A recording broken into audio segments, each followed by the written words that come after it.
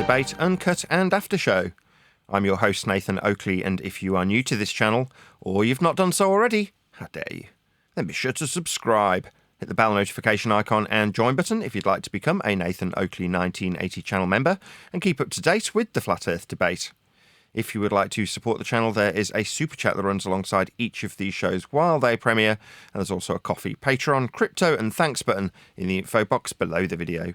Speaking of Patreons, I'm going to do a quick shout out to all of you who do support me on Patreon.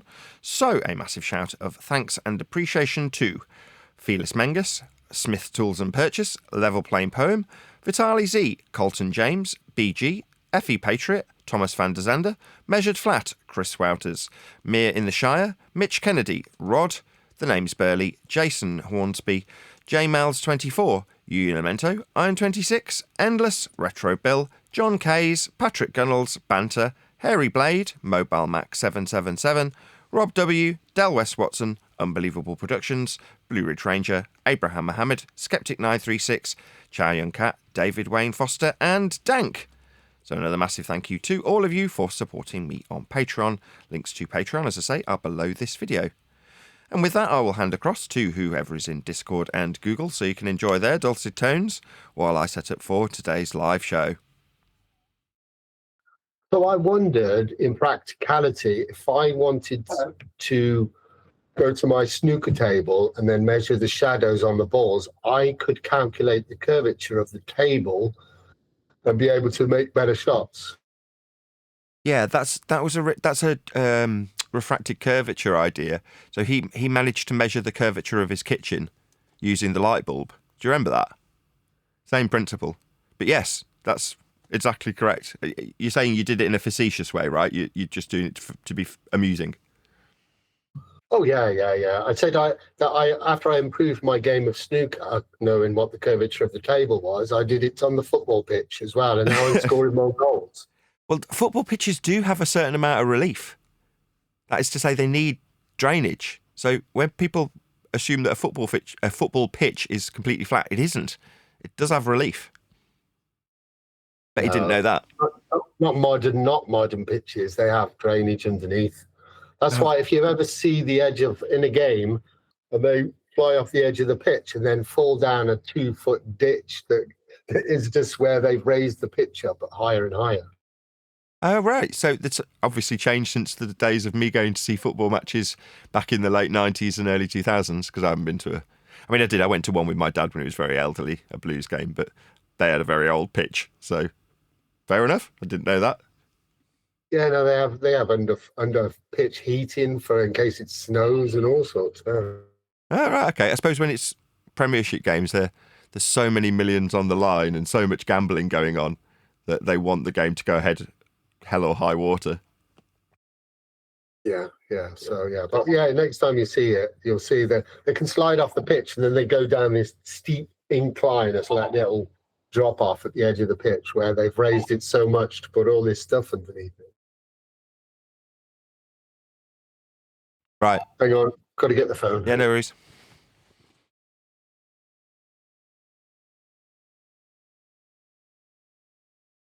Hello, people of Discord. Yoda, Jardo, Steve, and Vaxi.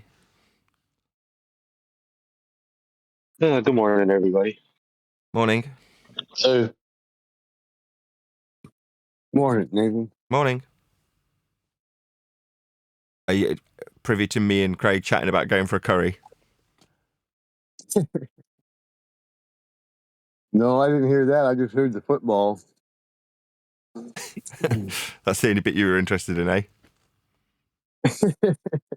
No, I just got on. I just woke up. I'm waking up, getting my coffee right now.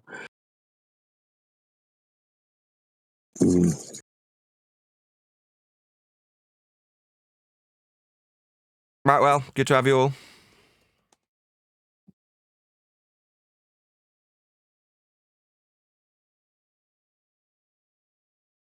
Yeah, it should be a good day today.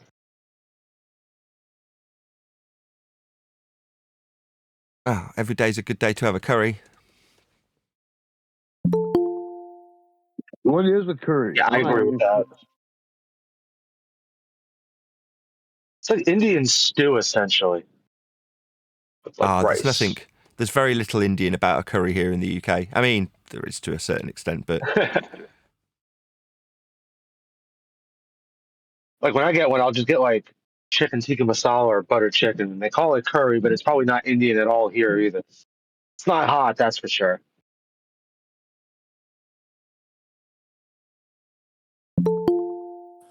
You guys got to go out to make it. My wife just makes it home.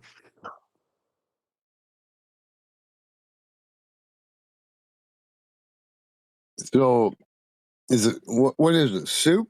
Is that what we call American soup? no, I mean curry here's it's like a gravy more than anything. Gravy with bits of chicken or meat or whatever in it. Hot sauce, but it's what you think of as sauce is dribbly and thin, like a really thick sauce. Almost like chili. Like a chili sauce. Yeah, like kind of American like chili, yes, like that would be beefy. the consistency. Yeah, that would be the closest thing. Yes. Yeah.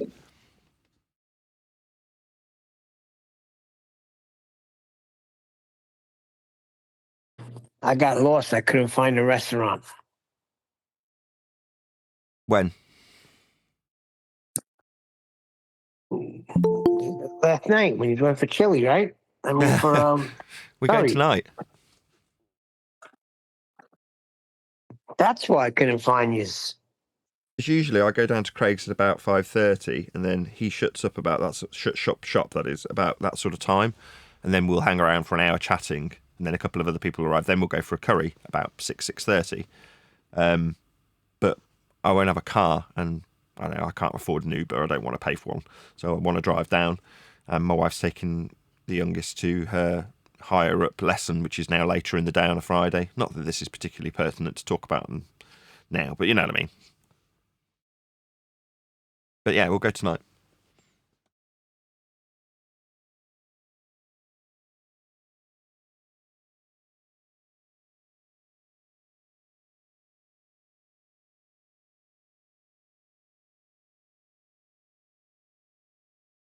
Too spicy in case your gallbladder gives up. I think that's actually a misnomer. So they've checked me for gallstones twice and said that there aren't any. So as much as the original doctor thought I had an infection in my gallbladder, she gave me a load of antibiotics. That's cleared up, but the pain is very much there, still in exactly the same place. So the most recent scan said that I got a fatty liver, whatever the hell that means. But they still don't know what's wrong with me. So they sent me a sampling kit. I won't tell you. You can imagine. That's arrived yesterday, so I need to do that today. And I've just been in and out of doctors and hospitals. So I don't know. I'll hopefully find out what the hell's wrong with me soon.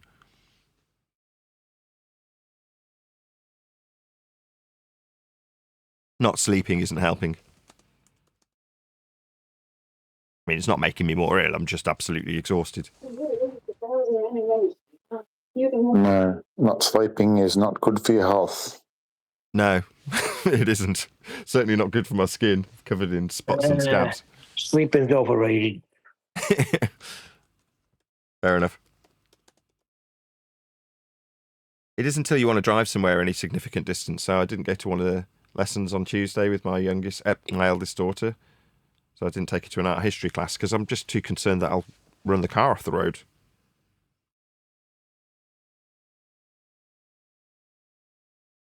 That's when it's not overrated, when you got to drive. Yes, exactly, Neil. Well, one of those things that you think, well, if your friends are having severe accidents on long distance journeys in a car after not sleeping enough, then I don't really want to do that.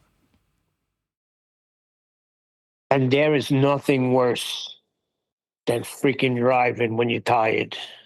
Yeah, I used There's to do it all the time. nothing you could do to stay awake. There's nothing.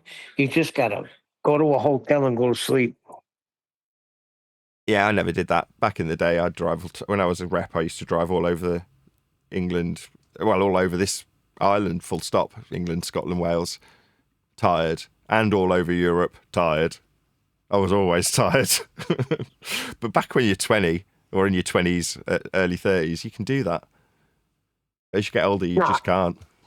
Yeah, I agree. When you're younger, you could do that, but it sucked when I was like, because I was the only one that drove, and we'd be driving somewhere, and I just freaking my eyes would just be closing. My wife would be smacking me, trying to wake me up. Then she'd start a fight because I would swerve into another lane, and she'd start yelling, and that would wake me right up because then I'd be fighting with her. I wasn't sleeping; I was wide awake.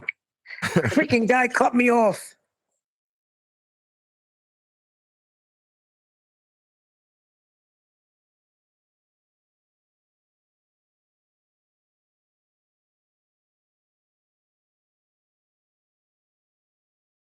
Yeah, I remember when I was a couple of years after first learning to drive, and I'd be out partying for days on end without any sleep, still driving around.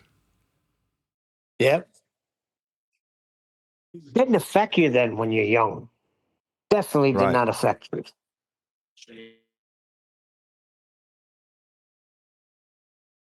I think the change happens around 35 to 40. That's when the change comes, and you can't do those things anymore. At least for me, it was. Yeah, about the same for me, I would say. Me too.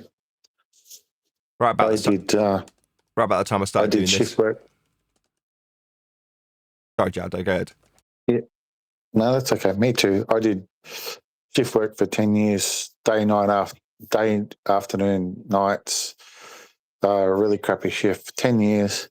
And it's only when I was driving home one day and I woke up doing 360s on the grass median strip in between the freeway that I realised that it was probably time to give up the shift work. Right. I could freaking understand that. That happened to me a few times.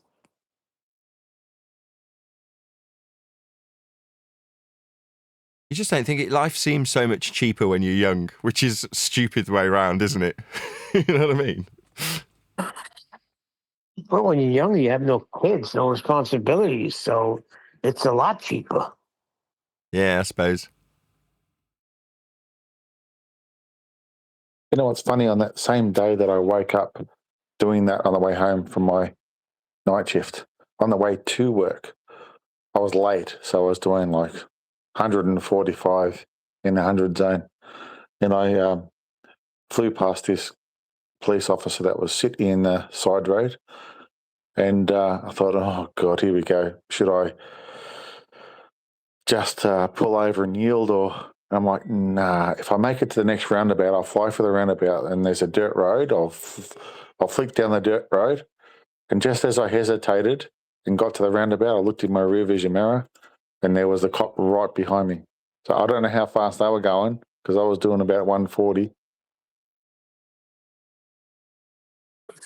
What was the end result? They got you? 140 kilometers an hour.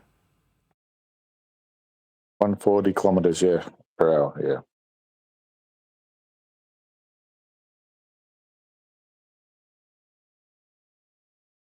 Yeah, I had to hand in my license. That's the only next day. 90. That's about 85, 90 miles an hour. I do that all the time. I was going to say that's standard fare here. You're not keeping up with traffic if you're not doing 90. You know, on a British motorway, people are flying down it. On a German motorway, if you're not doing over 100 miles an hour, Yeah, then you're in you're trouble. holding people up. They're bibbing Yeah. and slapping their lights in front of you, up behind you, to get you out of the way. So yeah, you've got to be doing a hell of a speed in especially in Germany. I remember once in the S4, belting down the motorway, but I was fully loaded, overloaded in fact, and I had the boss with me, and he was egging me on to go even quicker. And we were doing 120 miles an hour easily. And there were still people coming up behind us, flashing their lights to get out of their way. You know, they want to be doing 150. Like, they're ludicrously quick in Germany. That's the way it should be on all highways. I'm sorry. Because then you're not going to have any traffic problems. When you got everybody doing 55 or 65, hello, there's going to be congestion. Maybe. Nathan, think about it.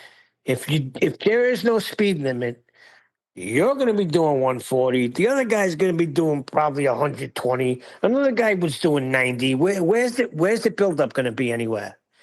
There's never going to be a build. Is there traffic on the Autobahn? I've never been there. Yeah. You've probably been there. Yeah, it's quite treacherous. If you get an articulated lorry pulling out in front of you and you're doing those sorts of speeds, then it can get quite dangerous. No, I'm saying, is there traffic on it? Yeah, of course. Yes. Yeah. There goes my idea out the window. I always thought because of the speed limits, that's what caused the traffic. Nah. Accidents are what cause traffic. People getting in each other's way and then crashing cause traffic. Rubbernecking, too. Yeah, to a Nosy degree. people. Yeah.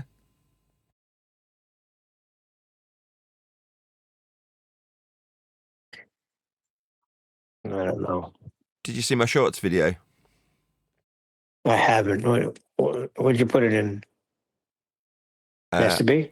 I didn't. I just posted it online. Do you want me to post it in one of the chats? No, I'll look at it later. If you want to, you can, but what is it about? Red rhetoric measuring Earth flat. Come to speak about. Let me talk to you about something with the sextant. I'm going to read something, and you tell me how you answer it.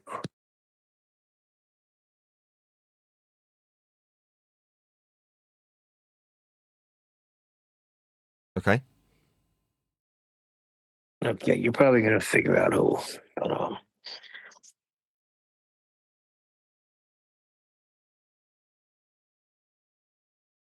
you see a sextant to create a horizontal datum from which an angle can be measured. That's it.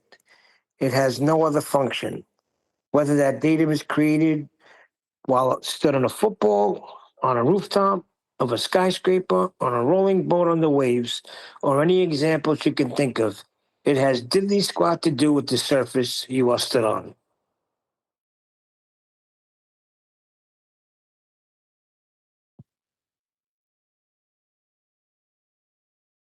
So why were they using one to build things with it then? I don't follow. That makes no sense.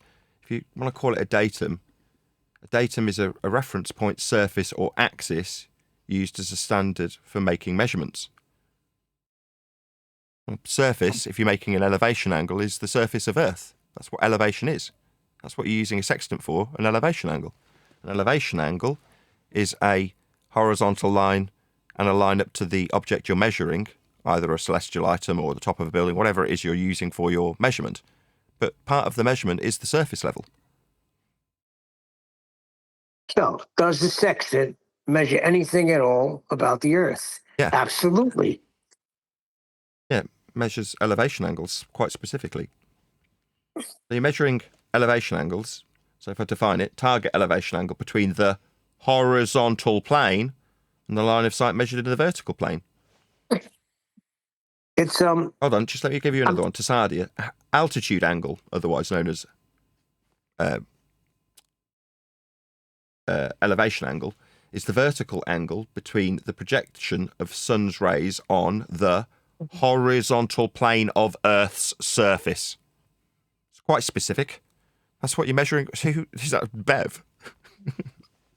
right. So a sextant basically it's measuring, right? It's measuring an angle between two visible objects. Just right? tell him to go and look up what an elevation angle is. Just reply, go and look up what an elevation angle is.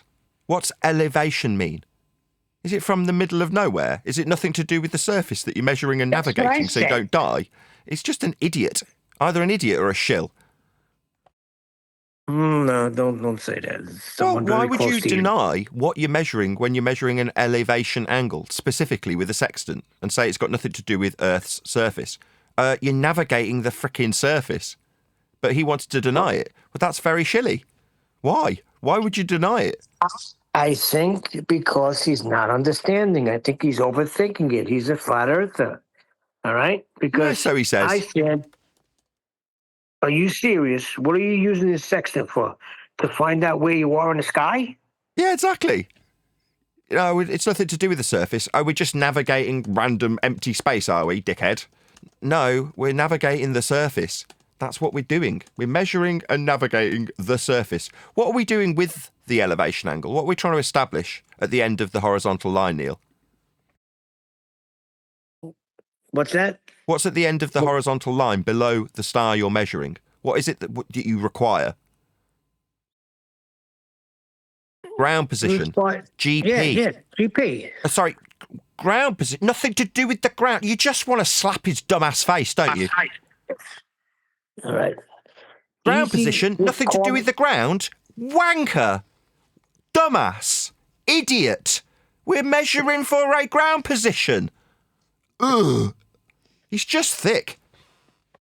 Yes, Anthony is just thick. Please stop calling him names. I tried to get through to him. I said, look, Anthony, are you serious? What are you using it for? Then he says, you use this section to create a horizontal datum from which an angle can be measured. That's it. It has no further other function. I said, measured on what? Earth. Where is the angle you are measuring, Anthony, if you are on the ocean? What are you measuring? Sorry, it says here, I've just looked it up. Right. In surveying and geography, a geodetic datum is a reference frame for locating positions on Earth. Yeah, I see. That's where I think the disconnect is. I think it's phraseology.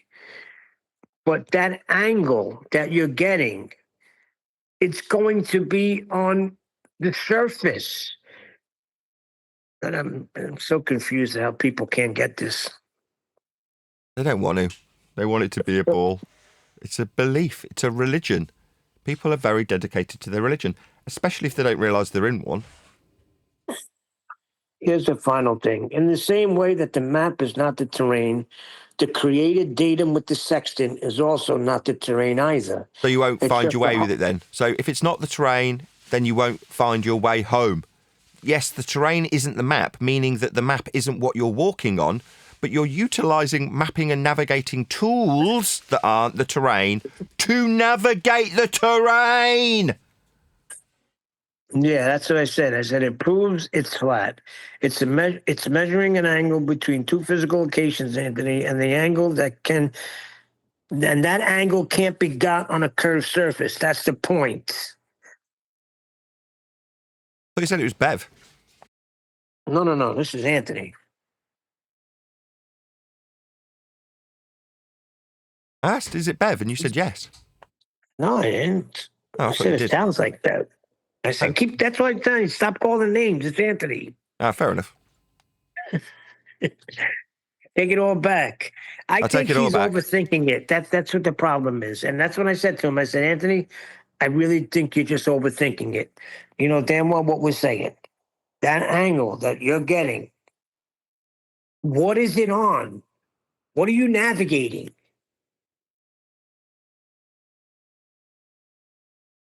Right, do you want to hear this? Yeah. Do this edge on with my location in Florida, and I will do the same while being edge on with her location in California. However, the first thing we need to do is Sink to your knees and acknowledge how flat D is going to be when you measure Earth flat with a horizontal, linear distance measurement for your trig here. Rhetoric. find the distance between us. Lucky for us, the distance between us is known by, you guessed it, using the fucking tool on Google Earth. With that, we now have the value of D, which is 2,351.81 miles. 2,351 flat Earth linear miles. Rhetoric measures Earth flat. It's the only way Earth can be measured. Well done, Reds. Earth's flat. We checked. That's it. Yeah, see, that's another one. They don't even realize what they're saying. Yeah, it's a perfect case of rock and hard place.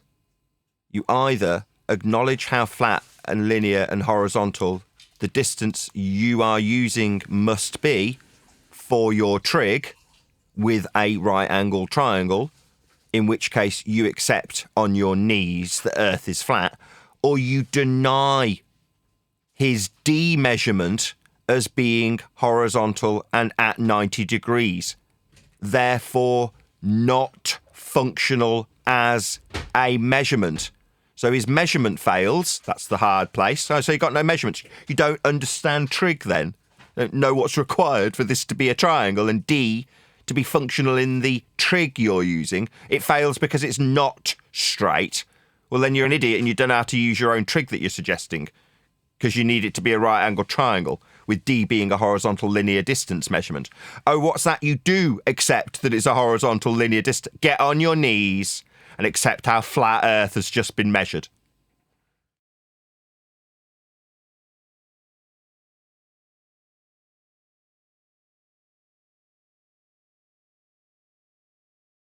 The reason I'm looking at reds is because I woke up to find a load of messages on a video from about 10 years ago where I'm showing my setup here in this lounge and generally this apartment. So you see my bedroom, which I'm filming, and then my wife comes home, walks in, turns on the projector, goes and makes a cup of coffee, then sits down and watches a bit of TV after masking off half the screen so that it's square or 4:3 for a TV show, right? That's it. That's the video. In the video, for a couple of frames, I'm filming the bedroom, and there's loads of sex toys in there. Why? Because we have a lot of sex. So there's a lot of sex toys. So Red Rhetoric's gone to this video and highlighted all of these to his audience and then told him, the audience or them, to go to me and say, look at all this in your room, you dirty man. I'm like, are you kidding me? Reds is telling you to come and highlight how good my sex life is. Yeah, I've got a really good sex life, thanks. Meanwhile, Red Rhetoric measures Earth flat. But you want to point out how good my sex life? Okay, fine. No worries. Yeah, I'm married with 2 kids. Is it because Red Rhetoric's never actually kissed a girl and he needs to show me as an example when talking about people's sex lives that he doesn't obviously have? Otherwise, he'd use himself as an example. But for whatever reason, rather than discussing the subject of how Earth gets measured, he's decided to focus in on how good my sex life is. Well, no kidding, Nathan. That's what the whole thing is. They can't prove that Earth is a sphere, so they have to prove that the people that are proving Earth is flat are flawed. By flawed? Right? So, how is that a flaw? How is me having a sex life a flaw? It's not, but in his mind, he could show people this and he can make you out to be a degenerate. A degenerate for having a sex life and producing 2 children? Is he nuts? What he's saying to me is, I am an unfuckable golem. A bit like Dave McKeegan. Now, I don't know, maybe Reg Rhetoric just goes around wearing a ring and pretending he's got a wife, pretending he's got children, so he can get a chance or a sniff from an ugly chick at a bar that's that kind of person. I don't know. It might be the case. I have no idea. But why would you think that attacking me based on me having a really good sex life is something that people are going to look down their nose at? No, it's just him going, well, I've never kissed a girl, so obviously people who go around shagging women are degenerates. No, it's what we do to make sure that we don't die out like Red Rhetoric probably will. See, that's a violation because what a man does with his wife, that's between him and his wife in the marriage bed.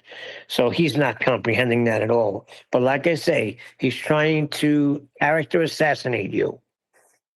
A great character assassination. Look at this guy. He's getting laid loads. Okay. Yeah, I am. yeah, that's not untrue. Look at this guy. How dare he? How dare this guy have a versatile sex life? My wife's chuckling away. She's doing stuff in the room while I'm saying all this. Sorry, hun. It's just the way it is. She's not in the slightest bit bothered. She's just looking at the crayons.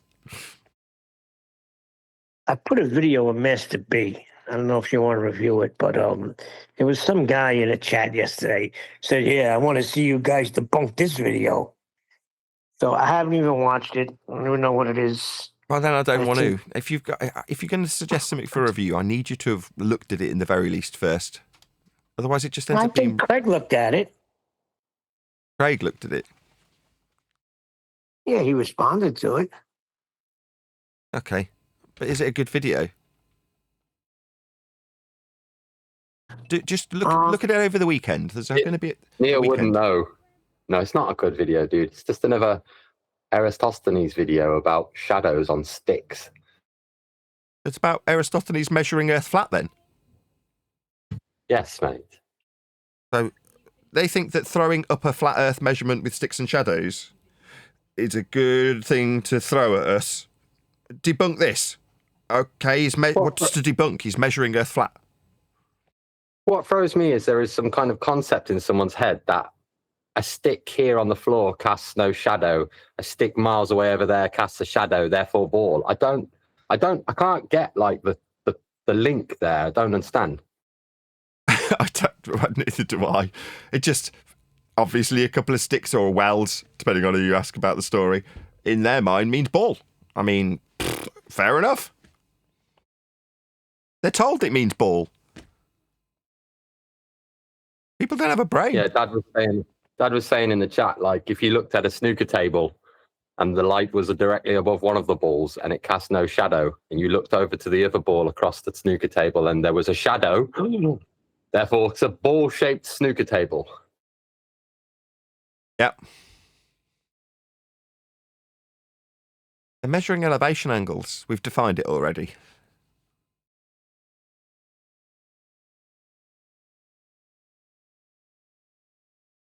Yeah, Aristophanes measured Earth flat, and they think it's a good blow proof. It's just bonkers, really.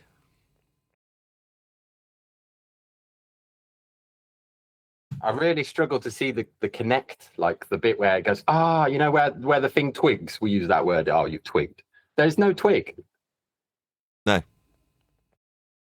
But if the narrator says, this is how it's done, and then the maths is too complicated for their pea brain, and at the end they get a conclusion, therefore Earth's a ball, in their mind, that's a job done well for them. Good enough for them to hear the conclusion and say, I understand the conclusion, ball Earth. Okay, what about the flat Earth measurement used to achieve it? Do you not recognise an elevation angle? No, obviously not. Why is it titled When You Take a Flat Earth Seriously? I don't know. Because he's making out like he's humouring flat earthers and taking their rhetorics for truth, and then says, and here's why it doesn't work. And you're like, what? It doesn't work because when we measure Earth flat and then calculate a sphere with the flat Earth measurements, yeah, you're stupid, flat earthers. Yeah, well done. Idiot, whoever he is. What's his name? I'll just credit him by name. What, the guy that recommended the video to be debunked? Or the video creator? The video creator. Oh, I don't even know. Physics Explained, you mean? Yes. Right. Well done, Physics Explained. You're using flat Earth prerequisites like everyone, always, and without exception. Earth can only be, and is measured flat in your example and in all examples. Well done, you measured Earth flat. All right, I think I understand what's going on here. Is it possible, Nathan, that remember how, this was all before it's years ago, and we used to just skip right by it?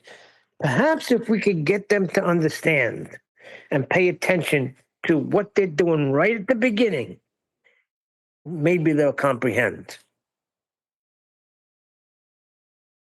I don't care if they do or not. I'm beyond that now. Seriously, do you want to convert him? I understand when it's your son. Fair enough. But beyond that, who cares? If this guy wants to believe he's on a ball and doesn't want to recognise how flat Earth is being measured, then that's not really your problem. It really isn't, Neil. Yeah, but you can't. When two things are being held up against each other, you can't just bypass the most important part that proves the other person's point. I mean, you have to be able to see it and comprehend it. Like, you can't just whistle past the flat earth that you're using as soon as you open up the argument. That's not even an argument. Well, exactly. There is no argument. And this whole little magic trick of telling people that you can measure Earth exactly how it's measured, that's flat, and then calculate sphericity with that flat measurement, that has served well as a magic trick for people to believe that they're on a ball for, 200, 300, 400 years? That's how the tricks worked, and people want to believe they're on a ball. when measuring Earth flat with elevation angles and converting those flat Earth prerequisites into sphericity. It's like, okay, I mean, you can do whatever you like. Yeah, that's been my point for a while now. Nobody on Earth has been on Earth from the history of when Earth was created has ever made an observation from a sphere. You've been told that you're on a sphere, and you think that every observation you make, every measurement you make is on from a sphere. But you can't say that because every observation you've done has been on a flat plane. You can't deny that.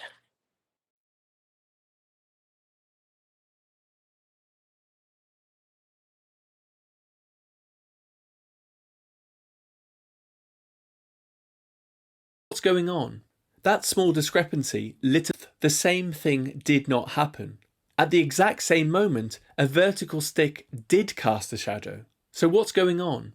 That small discrepancy lit a spark in Eratosthenes' mind. If he could measure the length of the shadow in Alexandria, he could calculate the angle between the stick and the sun's rays.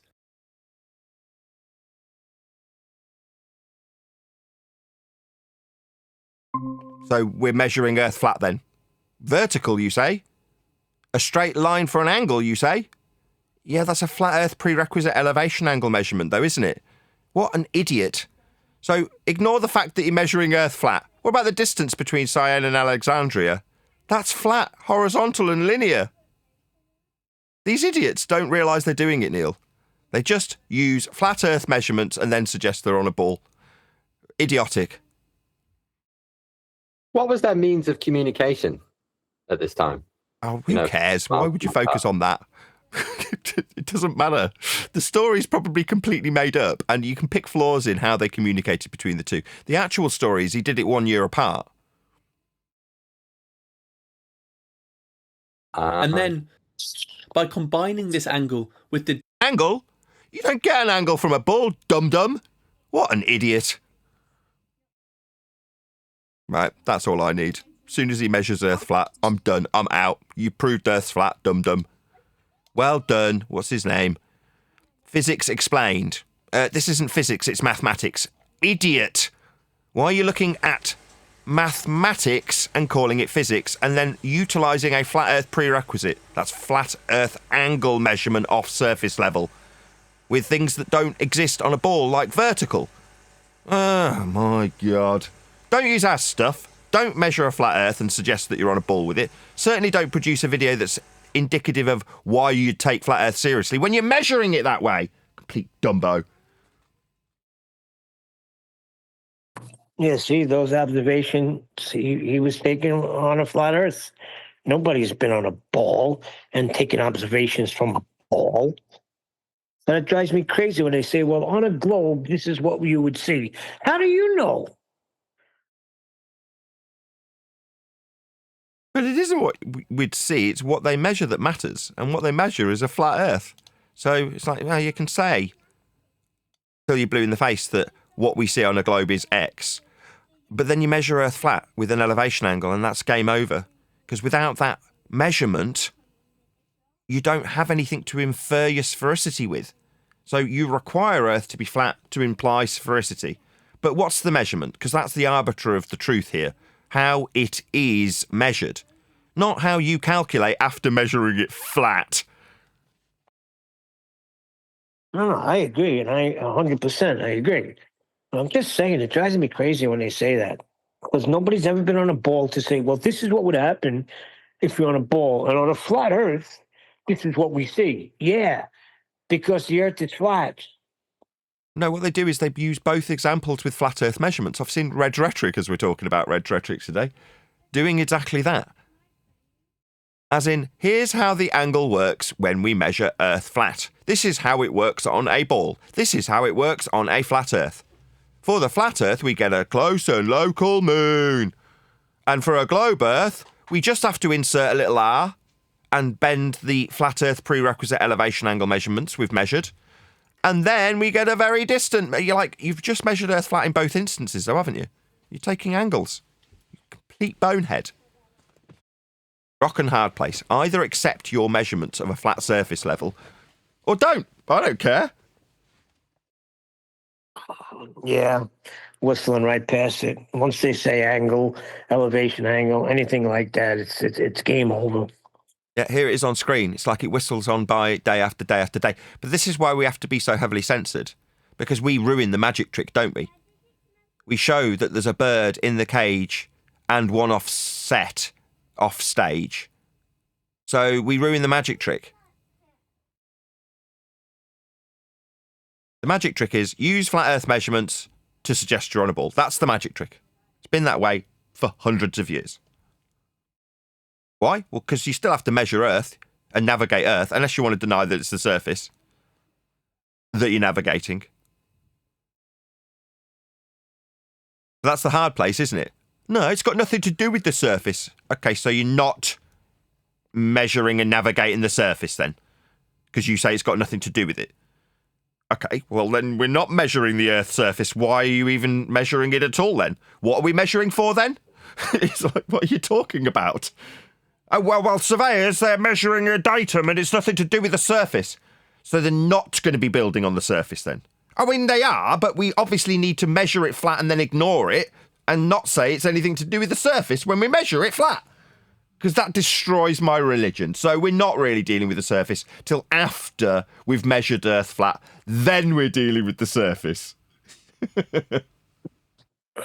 You know what I do have is, I do have the video of AI and his, what do you call it? The pitch data. I have that if you want that. It's time stamped at 9 hours and 22-minute mark. I think you would enjoy this though. Really? We covered it yesterday. No. We didn't cover it yesterday. We didn't cover him. This is his voice on it now. But we covered it extensively for an hour at the end of yesterday's pre-show with Brian.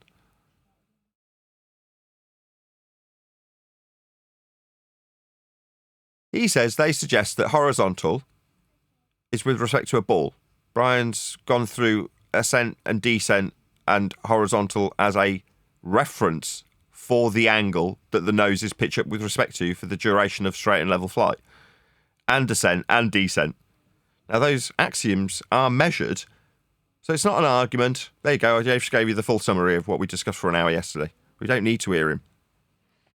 Yeah, but I see what he tries to do. He tries to confuse people with all the technical nonsense that you read about in the fine print, you know? And he tries to, like, intimidate a flat earther from proclaiming pitch data. So he doesn't want flat weird. earthers to proclaim nose up with respect to horizontal because he goes through technical data. So, I don't know, beyond addressing an individual for their very shilly behaviour against what is just a very simple raw data measurement of Earth's surface for the plane to fly in straight and level flight above the sea level, all of which is noted on those measurements. No, I don't want to address an individual. That racist shill can just get lost. I don't care.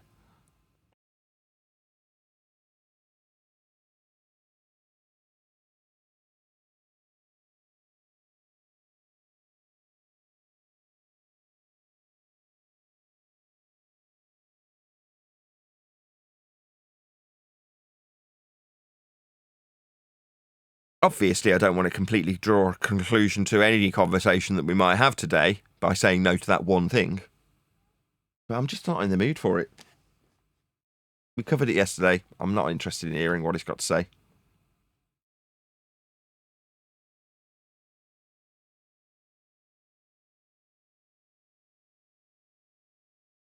Obviously, that has now killed the conversation, though. So, well done, me. Well, I mean, two things I broke, I shot down. I'm trying to figure out something else.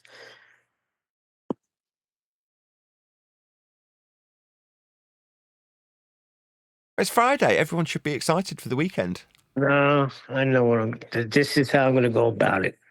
From now on, I'm going to give it to Refracted. Then you'll play the video. You think if Refracted presents it to me, I'm going to have a different attitude? Absolutely. I don't think so. I have played the first video, though, haven't I? I did play it. I mean, all I did was put it on without any audio until visually I see a flat Earth measurement being made. Then I'll just press play with audio, and he talks about an angle. Not with a ball. Now, do I need to find the bit where he talks about the distance? Because that's going to be horizontal. Not really. We already know the story of Eratosthenes, so we can point out how Earth is being measured flat with that particular rhetoric. Now, again, you can say, oh, it's only a very small distance. Okay, so you're saying Earth is measured flat locally. Yeah. That means it's a big ball. No, you're measuring it flat. I don't care how locally you think you can justify. It is still measured flat, though, isn't it? And the answer, unless you're obfuscating this question, is yes. Yes, it's an angle off the surface level, or it isn't an angle. Back to rock and an hard place. Oh, so it's not an angle because actually the surface is curved. Okay, well, you haven't got a measurement then. Oh, you're okay to accept that you are measuring the surface level for an angle then. So you are measuring Earth flat then. Okay, so we measured Earth flat then. That's the end of this discussion. You know something? I'm starting to agree with that. From now on, any video that comes, once they use our stuff and we catch them in it, that's it. Video's over. Game over. We don't even review it any longer because they use the flat Earth. I like that. Exactly. So today, the reason it's all echoey is because when I woke up and I'm like, oh, what are all these comments? First thing I do, go through my comments. It's a pain in the arse now because of the way YouTube has structured their comment responses in YouTube Studio. Nevertheless, I wake up and you hear the music. I get the blurry eyes. I look at my comments and I go, oh, what's this? People talking about sex toys? What's this all about? So then you realise, oh, okay, Red Rhetoric sent me. Red Rhetoric sent me. Red Rhetoric sent me. Is that why they call you Sergeant Pepper? What are you babbling on about? So then you go to the video and you're like, oh, okay. You point out that I got a sex life. Okay, well, while I'm having a dump, it'll take me about 10 seconds to find Red Rhetoric measuring Earth flat, won't it? And that's exactly what I did. Took me no time at all to find Red Rhetoric measuring Earth flat. It was really easy. I did it before I could taste, before the taste of toothpaste was out of my mouth.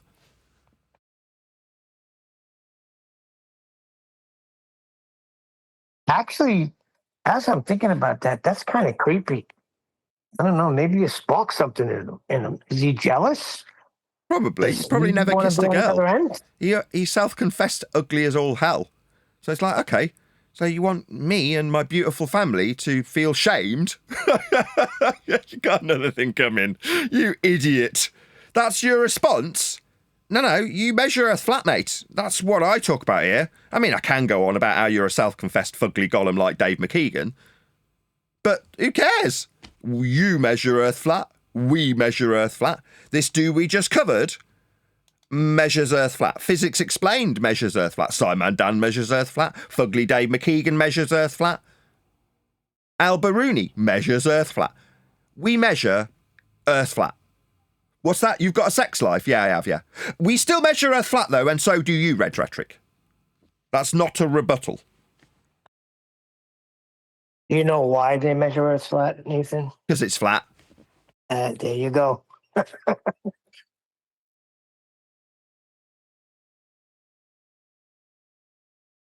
I'm tempted to start now, like quarter of an hour early, just because I'm so exhausted, and then I can get some sleep before I go for curry. What time you guys go for the curry? At 7 o'clock. So that would be 2 o'clock my time, right? Yeah. When are you guys doing a clock thing? A what thing? You know, when you guys changing time. The end of the month you guys do it, right? Something like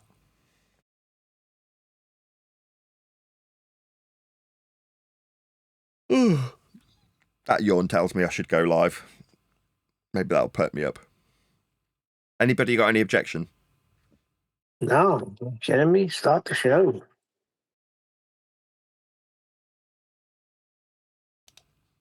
How are you? Hello, Nathan. Lacking coffee, I've said let's go live early so I can go and get some snoozes before going out this evening for a curry with Craig.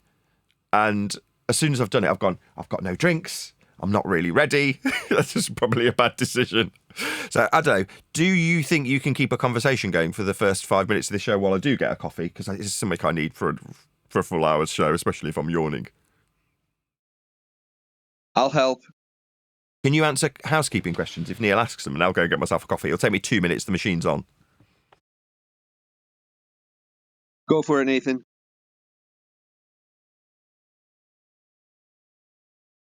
I have a question, if someone can help. You know, when you measure elevation angles to stars, and then the globs say, oh, you should be able to get the height of the star. Well, we know we can't get the height of the star. My question is, what about the sun? Can we triangulate the height of the sun, or is it the same thing, or do you know? Negative. Yeah, none of the heights are obtainable. The sun, whether it's the sun or any star, they're all treated as infinite. The Well, geometry the sun is moving, different. though, It's, right? no, it's not like a street light, buddy. Yeah, the sun moves at 15 degrees per hour, but all stars move at 15 degrees per hour except for one.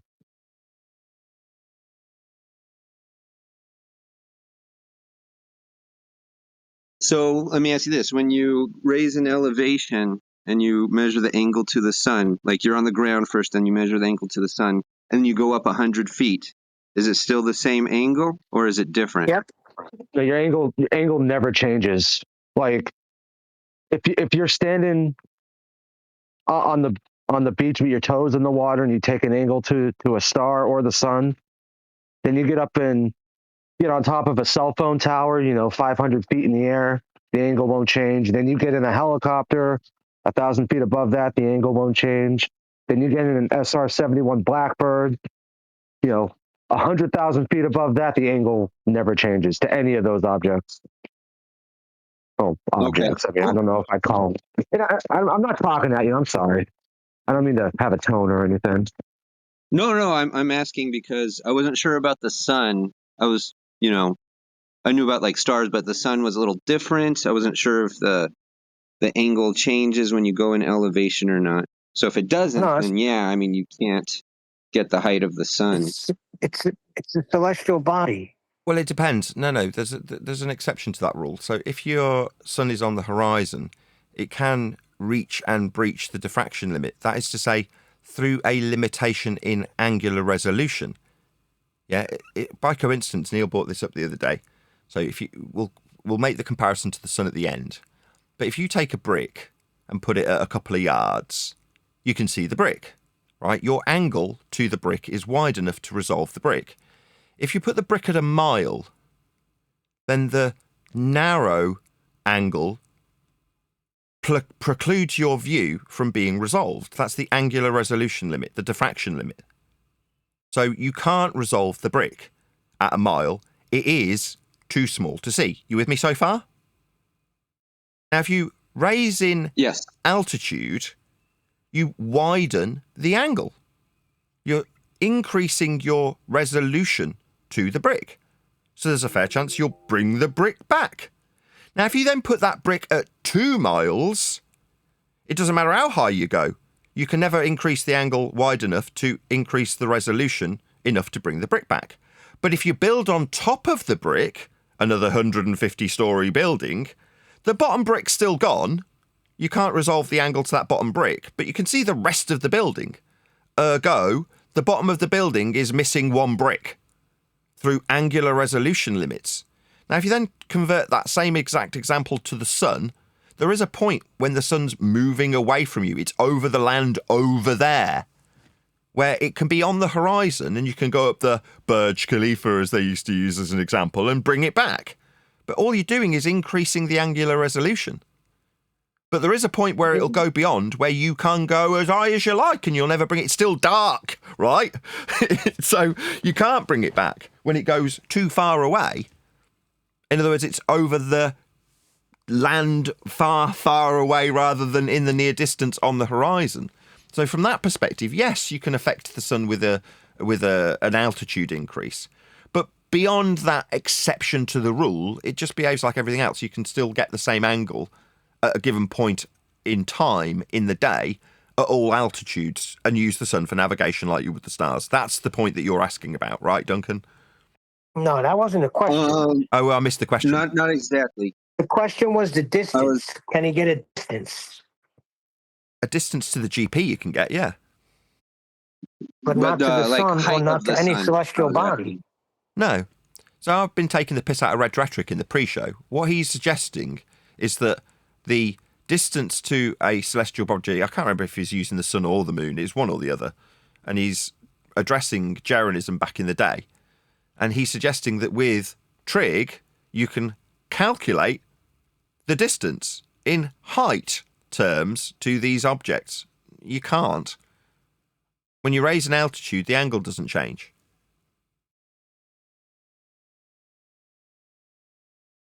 Can't get the distance to the sun. Same goes for the stars. If you're going to use them in navigation terms, ball or flat, if you're going to put yourself inside the ball on the equatorial plane, measure through the ball with latitude lines that are a glorified protractor, then you have to suggest that they're at an infinite distance. Now, you can take heliocentric derivations through Kepler and Huygens and scale that system to give you distance.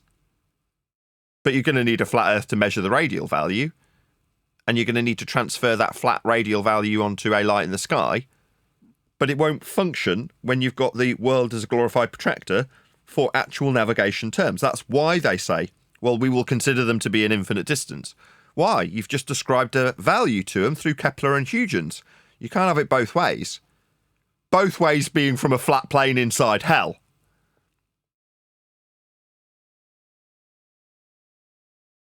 Right. Cool. Thank you. I wasn't sure. Appreciate it.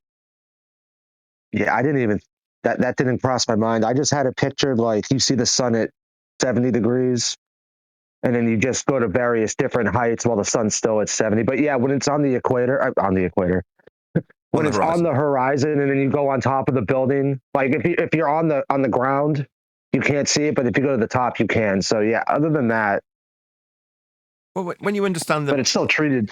It's one following off the other. If you understand how they've hijacked perspective in the begging the question proof of nothing perspective hijacking Earth curve calculator, you understand that it's directly connected to the angular resolution limit.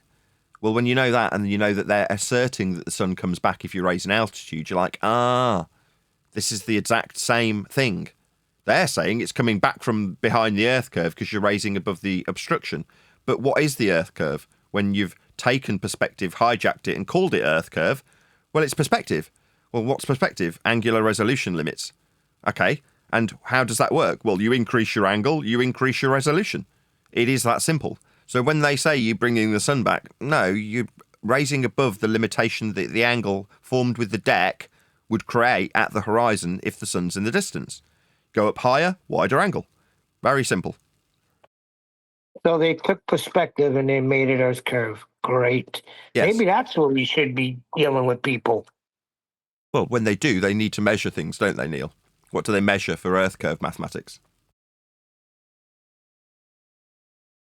Surface level, eye level. My hands are wet. Yes, surface level and eye level, parallel with one another. That's how Earth curve gets measured. And it is not measuring Earth curve. You're measuring your height above surface level for a parallel eye level and a horizontal distance measurement. Those are the inputted numbers into those maths. If the distance isn't horizontal, the maths doesn't work. If the height isn't off surface level, the maths doesn't work. If you haven't got a parallel eye level, the maths doesn't work. It's all reliant on three flat Earth prerequisites: surface level, eye level, horizontal distance. It's like Red Rhetoric's used. So for whatever reason, I woke up this morning to Red Rhetoric directing his audience to an old video of mine that demonstrates I've got a sex life. I don't really understand why you'd do that, Red, so I've got to go on camera just to show my delight. Maybe it's because Red Rhetoric's never actually kissed a girl and thinks he can shame me by pointing out I've got a very fruitful sex life. Yeah, that's a 10-year-old video. I've now got 2 kids. Yeah? That's the result of having a sex life, Red's Rhetoric. But that's not really a rebuttal to what I do on YouTube, pointing out that I've got a sex life. I have. It's very good. From a man who's never kissed a girl, you're never going to shame me for having a sex life. Somebody did it recently when they'd gone through my history and pointed out that I was engaged when I was about 19 to a girl called Gemma. And they started holding it over me. I'm like, go and have a look at some pictures of her. She was tall, blonde and buxom, with giant breasts. Very beautiful girl at the time. And you're going to try and shame me? What are you doing, you bunch of idiots? Is it just that the bull believers are all a bit like Dave McKeegan and all fugly and think that they're going to shame me for having girlfriends and a sex life? We talk about Earth being measured flat. So before I'd even really got my head out of the haze of not having much sleep for the last 3 weeks, I'd managed to find an example of Red's Rhetoric measuring Earth flat for a horizontal distance measurement to apply trig calculations to. So Red's Rhetoric, you measure Earth flat, son. Now, the fact that you've never kissed a girl and that I have is not really a rebuttal to these facts of the matter when you require Earth to be measured flat for a horizontal linear distance application to use trig. Now, you, Reds, now get to hear the Red's Rhetoric version of Rock and Hard Place. You either sink to your knees in acknowledgement of how flat Earth must be for your little D on your triangle that's flat. It's a right-angled triangle, right, to do your trig. So you either accept on your knees how flat Earth must be for your trig to work, or you accept that you're a Dumbo and that you're using a curved line in a right-angled triangle. So you relinquish your measurements. That's to say, you find your way to the hard place where you're a dumbass that doesn't know what trig is. So they weren't straight, linear miles you were talking about when you said over 2,500 of them could apply to your baseline of your flat triangle. They wouldn't apply that because it's curved. Well, then your trig fails. You haven't got any measurements, you dumbass. And what, you do accept that it's straight, linear and horizontal to apply to a right-angled triangle? On your knees, Red's Rhetoric. Let me know how salty they are. What a clown. Try and shame me for having a sex life. It took me 25 seconds to find that example of Red's Rhetoric measuring Earth flat. How long did you have to scrape through my videos to find something you thought you'd embarrass me with, Reds? You complete idiot.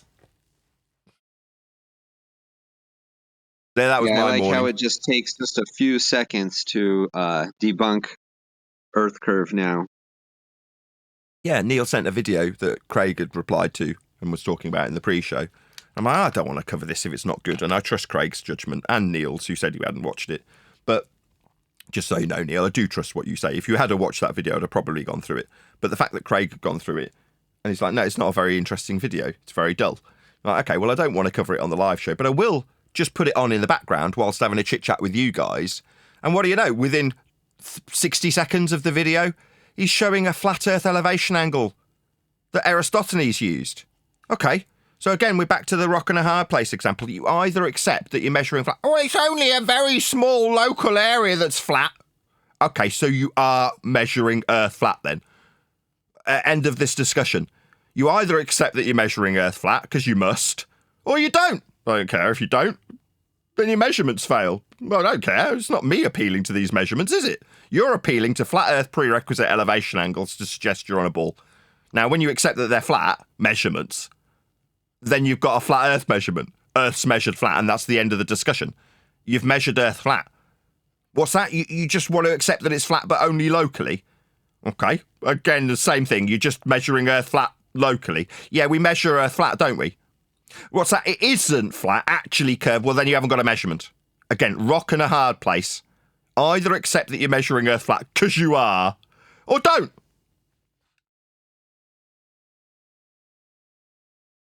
Where do we get up to in housekeeping?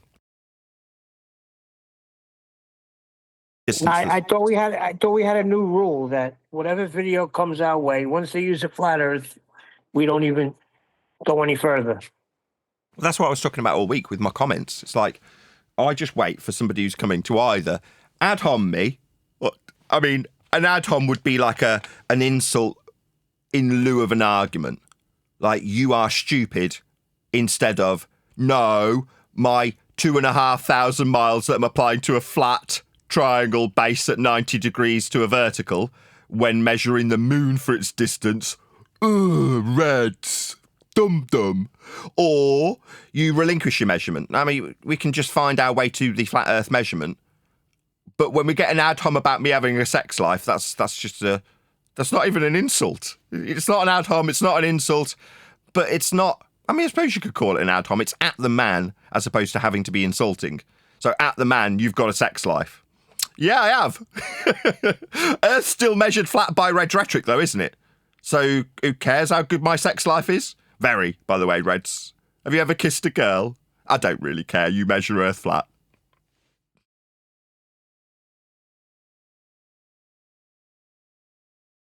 Hey, that's sad. They try and troll through my videos to find something that he thinks he's going to have a pop at. And the thing he has a pop at is that. I mean, you just couldn't make it up.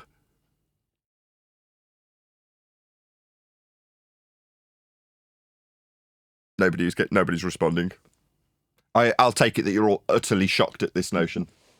I didn't hear it. What was that again? Why pick that thing to have a pop at? If you're going to ad hom somebody, at least pick something insulting. I mean, I'll give you. I'll do it for you. I am so freaking poor, right? My bathroom is held together with sellotape. That's how poor I am. I've got 2 mortgages. Yeah. So if you want to ad hom me for being poor, because I am. That's legitimately true. So if you're trying to cut there, because it cuts deep.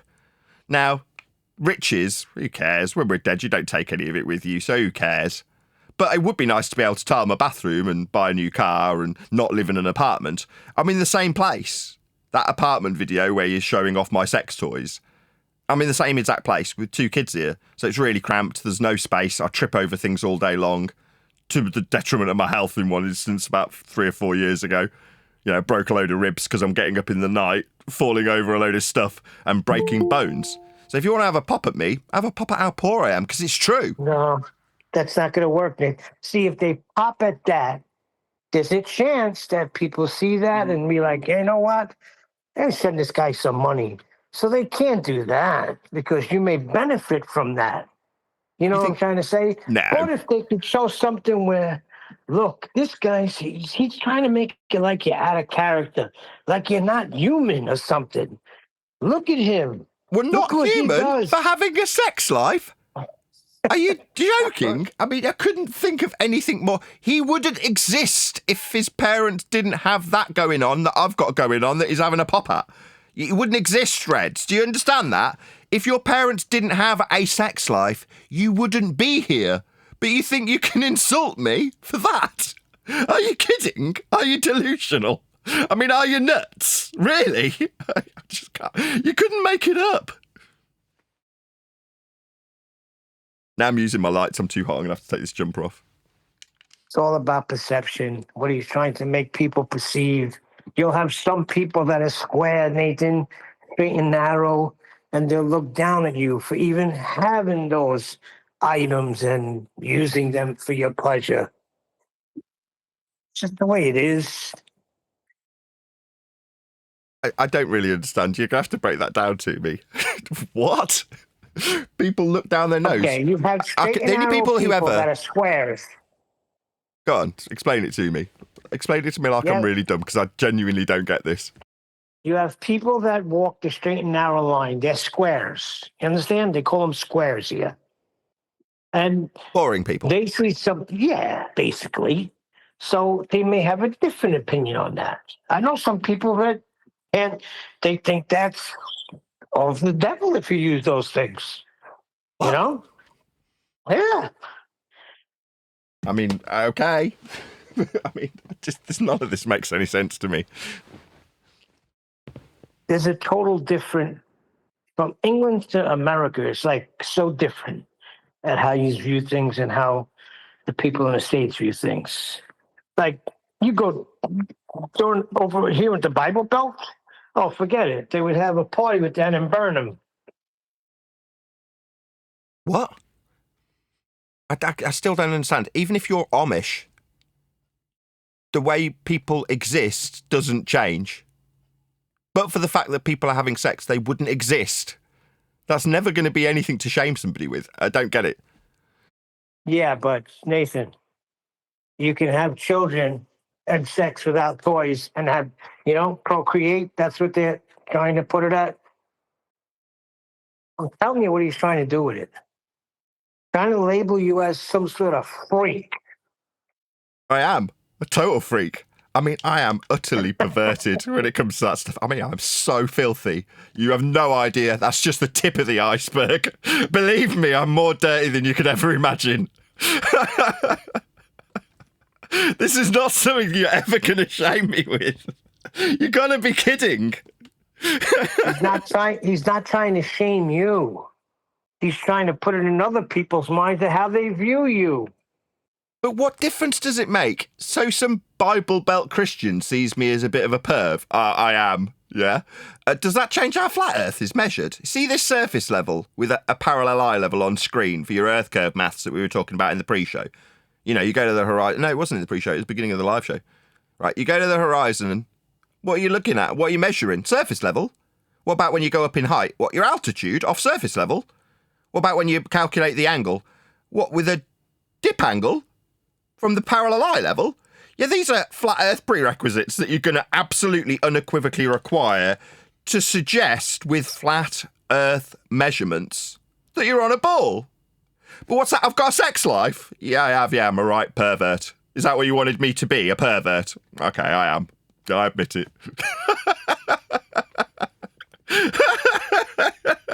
That 19-year-old blonde was too hot for you, Nathan. She was just too hot. Do you remember Gemma? The guy in the comments was hilarious.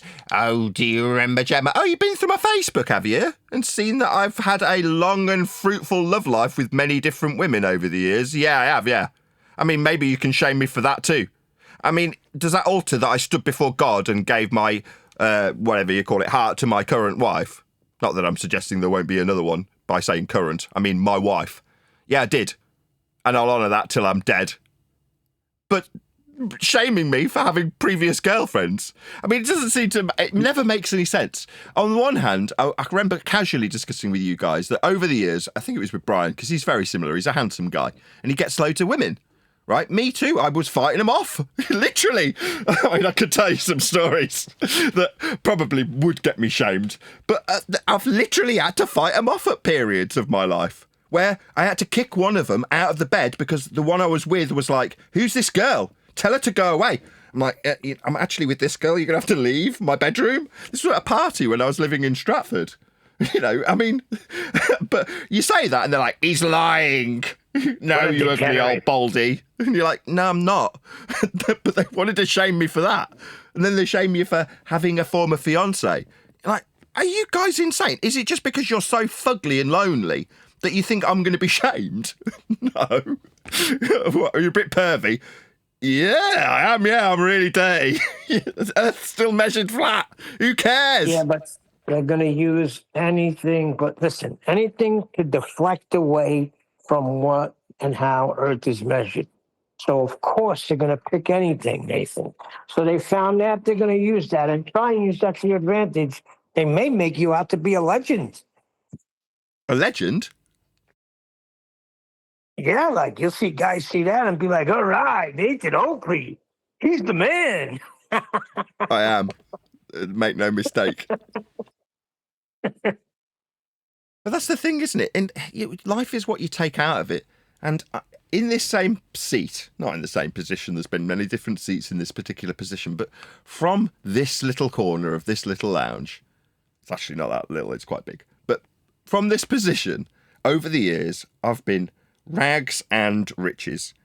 That is to say, when we were the other day talking about me suggesting to my former boss that I get a Ferrari as a company car, well, that would have meant what? That there was a Ferrari parked where the crap 25-year-old TT is currently parked. Now, when that TT was new, my wife owned it. It was nice, shiny, and everyone desired it. Now, not so much. But what's really changed? Nothing. It's just perception from other people. I would be perceived as rich walking around with the Rolex I've still got that I inherited after somebody died.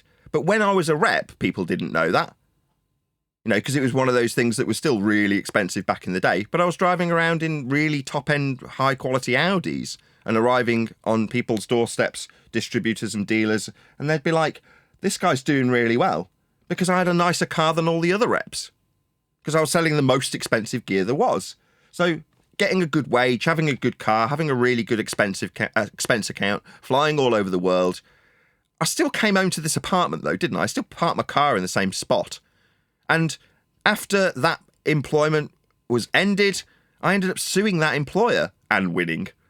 Now, I was poor as all frick, having to go around gathering up stuff off Freegal, which is a free website where people give away their crap that isn't worthy of going on eBay. And I'd have to try and gather up enough stuff to repair, polish up, polish turds, we used to call them. I'm sure that saying's still very much prevalent. But I went from utterly minted, looking stinking rich in my Yves Saint Laurent suits that I'd get laundered at the really expensive laundrette. And now I'm in between the two. I mean, I'm on a knife edge constantly trying to pay my 2 mortgages e-begging, but I'm not destitute. I'm not about to get turfed out of my ear. Hopefully not. So, you know, whether or not I'm up, down, in between, life doesn't actually change that much. And when I was dealing with, very rarely, but I used to, when I was a rep, deal with end users, right? That's the customer, the guy that actually spends the money that keeps the whole process going, right? The great unwashed. Craig will know exactly what I'm talking about. The guy who walks through your door in a retail outlet and actually hands over money. Right, he's the guy that's actually keeping everything ticking over. Forget the reps, forget the distributors, forget the manufacturers. If it isn't for that guy, everything grinds to a halt. So he's, strictly speaking, the most important person. And on a rare occasion, I'd get to deal with that guy. And I'd go to people, and you'd go to their house, and sometimes it was celebrities. Do you know who Elle Macpherson is? I remember dealing with Elle Macpherson and her husband, Archie, his name was, and they'd be fighting like cat and dog, right, with their kids at the top of the stairs listening to them fighting while I'd be fixing their hi-fi. As a distributor, right, as a favour to my dealer who didn't want to go round there. Anyway, they lived in London and they had a relatively nice house. Now, don't get me wrong, there are houses around me that are very similar to those houses. But in London, the houses aren't actually that big. You might think they are, but once you're actually inside them, they're not as big as you might think. That is to say, you haven't got that much more square footage than next man, right? And you'd look around and go, okay, so what's different in this place, in this lounge? And you go, well, my lounge is probably only 17 by 15. This one's probably 25 by 20. So he's got a few more square foot. Well, it's not that different. My hi-fi's better than his, was what I would be thinking. I've got a Cord hi-fi too, and mine's better. I've got better speakers and a better rig, and mine's surround sound, and yours isn't. That would be the kind of thoughts that was going through my head, because I was very materialistic back then. But then you'd look on the wall and go, that's an interesting picture. I'll take a picture of that and ask my girlfriend at the time, of course, who was an artist, Chantel her name was, who the artist was. And I showed her this picture, and she went, that's a Damien Hirst. She knew exactly what it was instantly. I'm like, what's that worth? She's like, probably 40 grand. It was just a circle with splatter on it. It looked crap. It was garbage. I wouldn't hang it up in my wall. I wouldn't give it the time of day. But it was interesting enough for me to take a picture of and figure out who it was. And it was a Damien Hirst original that probably cost this guy 50 grand. That was it. That was the difference. His pictures were worth 10x, 50x, whatever you want to put the number on, than the ones on my wall. I don't even have pictures anymore. I've got acoustic treatment. But the point is, that's where things differ. So your toys cost more. Where average guy in a different part of the world, in Scotland, has got a house that's 10 times bigger. You could buy a freaking castle in Scotland. But who wants to live in Scotland, in the middle of nowhere, in a castle that's dusty and dark and there's no amenities and no shops near you? You know, it's very different to be in London in a relatively big house versus in a massive castle in some remote part of Scotland where it's cost you peanuts. The point is, it's all subjective, isn't it? How well you are doing in life. So then you sit back when you're a bit older, like I am now, and go, what is it you actually want out of life? What is it that you want? Well, you want as little stress as possible. Now, over the last 3 weeks, don't get me wrong, I've been subject to a massive amount of stress, but it's diminishing quickly, as you can probably hear in my tone, right? I'm less phased now than I was last week and the week before. Well, that stress should be in this argument the stress of the religious belief that I hold. Because people want to paint us, me, a flat earther, as holding a belief in a flat earth where they know for sure and without a doubt that the earth is a sphere. Therefore, I'm the one worthy of ridicule. But in reality, it's the complete antithesis of the perception that your average Joe Normie has. And when I point that out to Joe Normie, let's say Red Rhetoric, although he's not Joe Normie, it's stressful. You want to attack the person. Now, you can't attack the argument, because, like I say, before I'd even finished brushing my teeth, I could find Red Rhetoric measuring Earth flat for 2,500 miles of it for his trig to work. So is that stressful for me? No, it's hilarious, because I can laugh at Red Rhetoric within the subject context of how he proves my point. So there's no stress. It's actually quite an easy topic to be in when you reach the level of zen that me and everyone around me has reached in regards to how Earth is, was, and always will be measured flat by everyone in all circumstances, including but not limited to Al-Biruni, Aristophanes, and in more recent times, Simon Dan, Fugly Dave McKeegan, Fugly Red Rhetoric. They're all measuring Earth flat in all circumstances. Even when they're suggesting that we're wrong as flat earthers, they still measure Earth flat. So Physics Explained, as we covered in the pre-show, is going straight to flat Earth prerequisite elevation angle measurements to suggest we're on a ball and flat earthers are stupid. It's like I didn't even have to listen to the video. I just need to scroll through the scroll bar until I see a flat Earth prerequisite elevation angle measurement and go, don't use our stuff, you complete bonehead. Now that's going to cause stress for you. Now I might be sitting here poor as all frick, but I've sat in the same position with a really nice car on the driveway that's brand new, that could do 170 miles an hour, more. Does it make any difference to my life? No, back then I was a lot more stressed having to run around all over Europe and all over the world and fly there and everywhere and lose sleep. Now, occasionally your friends will betray you and you lose sleep for 2 or 3 weeks, but it's not a non-stop affair flying here, there and everywhere losing sleep like it was when I was a rep. So comparatively speaking, although I'm a lot poorer, life's a lot less stressful. Still in the same position, still in the same seat. That kind of adds to my stress. I'd rather be in a house. My point is, our opponents have to endure the stress and suffering of being wrong about their religion. Their religion they were given by the Roman Catholic Church of heliocentrism.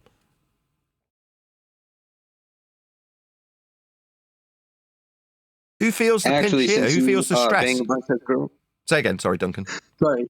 No, that's okay. I was going to say, actually, since you bang a bunch of hot girls, Nathan, that proves Earth is a globe. So you're wrong. They weren't all hot. Mostly. But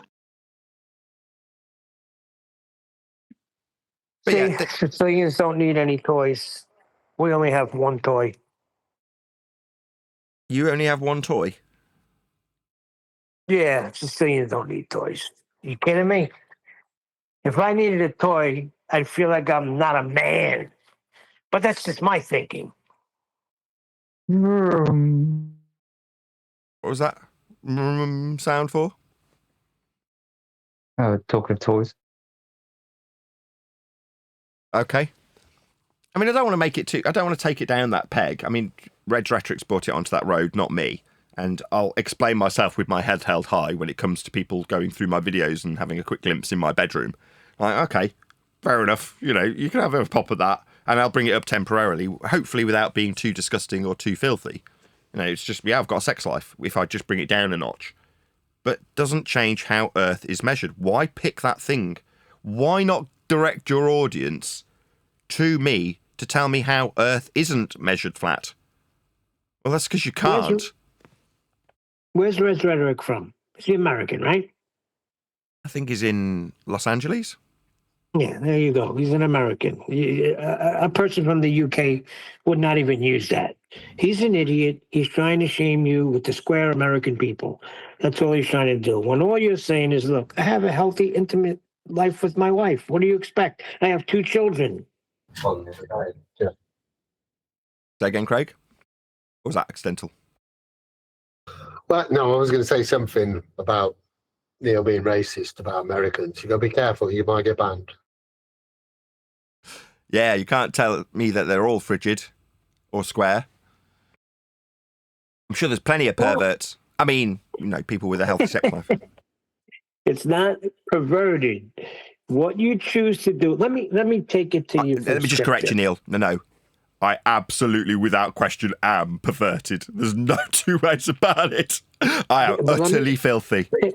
Let me finish, though, because according to Scripture, the Bible clearly states that the marriage bed is pure and undefiled. The marriage bed. That's you and your wife. What about the marriage kitchen or the marriage lounge or the marriage garage or the marriage by the river? That just means that, whatever, it's between you and your wife as long as she concedes. So it's okay if it's the marriage changing rooms and look, no one will hear, I promise. That's all okay, right? Yeah, as long as there's consent. I mean, it's between you and your wife. Oh, well, that's good then. Happy days. I just can't believe someone's tried to shame me for this. I just can't quite believe it. Listen, if you want to put on a Tarzan outfit and swing from the chandelier, I do. And you're married, that's pure and undefiled in the eyes of God, because that's you and your wife. And it's your marriage Superman. bed. Red rhetoric should not be poking in there. My Spider-Man outfit, you mean? Well, the thing is, Nathan, he's poking in there because he doesn't have any sex life. Yeah, that's the real reason, isn't it, Reds? Yeah? You never kissed a girl? Bless. Aw, you jealous? You should be. Meanwhile, Earth's measured flat, it doesn't matter. None of this is relevant as much as it is fun to laugh at Red Rhetoric's attempted shaming of me. Yeah, just try and stick to the argument, mate. You've measured Earth flat with elevation angles. Speaking of which, I should really put that on screen, shouldn't I, so the audience knows what we're talking about.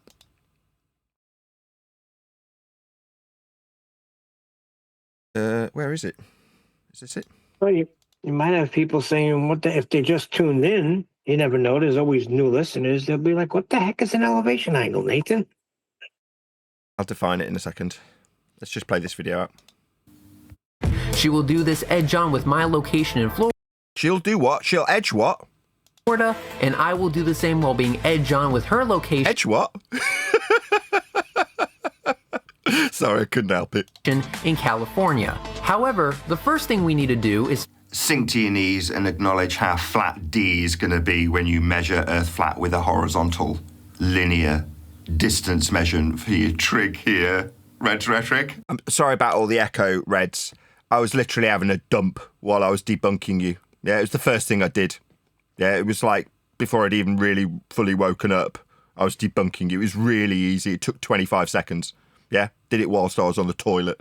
That's why it's all echoey. And that's about how much respect I have for you as well. That's why it's all echoey in my little bathroom that's held together with sellotape. You'd have been better off poking at me being poor, mate. find the distance between us. Lucky for us, the distance between us is known by this D, right? We're going to use the distance as this straight line here, right, Reds? Okay, got that. You guessed it, using the fucking ruler tool on Google Earth. Why is it that you're using the F word? Does that not mean having sex, Red Rhetoric? Why would you use that word? The fucking Earth ruler. I mean, go and have a look at elevation profile. This is a flat, linear, horizontal distance, and you can show how non-curving it is in the elevation profile. I mean, obviously, I don't need to prove that. Reds is unequivocally going to be using it as a horizontal distance measurement. He's just shown us the trig that he's going to be applying it to. With that, we now have the value of D, which is 2,351.81 miles. 2,351 flat Earth linear miles. Red Rhetoric measures Earth flat. It's the only way Earth can be measured. Well done, Reds. Earth's flat. We checked. At this point, Reds, you've got a couple of choices. Sink to your knees in acknowledgement of how flat you require Earth to be to do this trig, or accept that you're a dumbass and you've applied trig to a curve. That's not trig. So you're going to kick your measurements to the curb as a stupid idiot that doesn't understand how to do maths? I thought that was your whole shtick, Reds.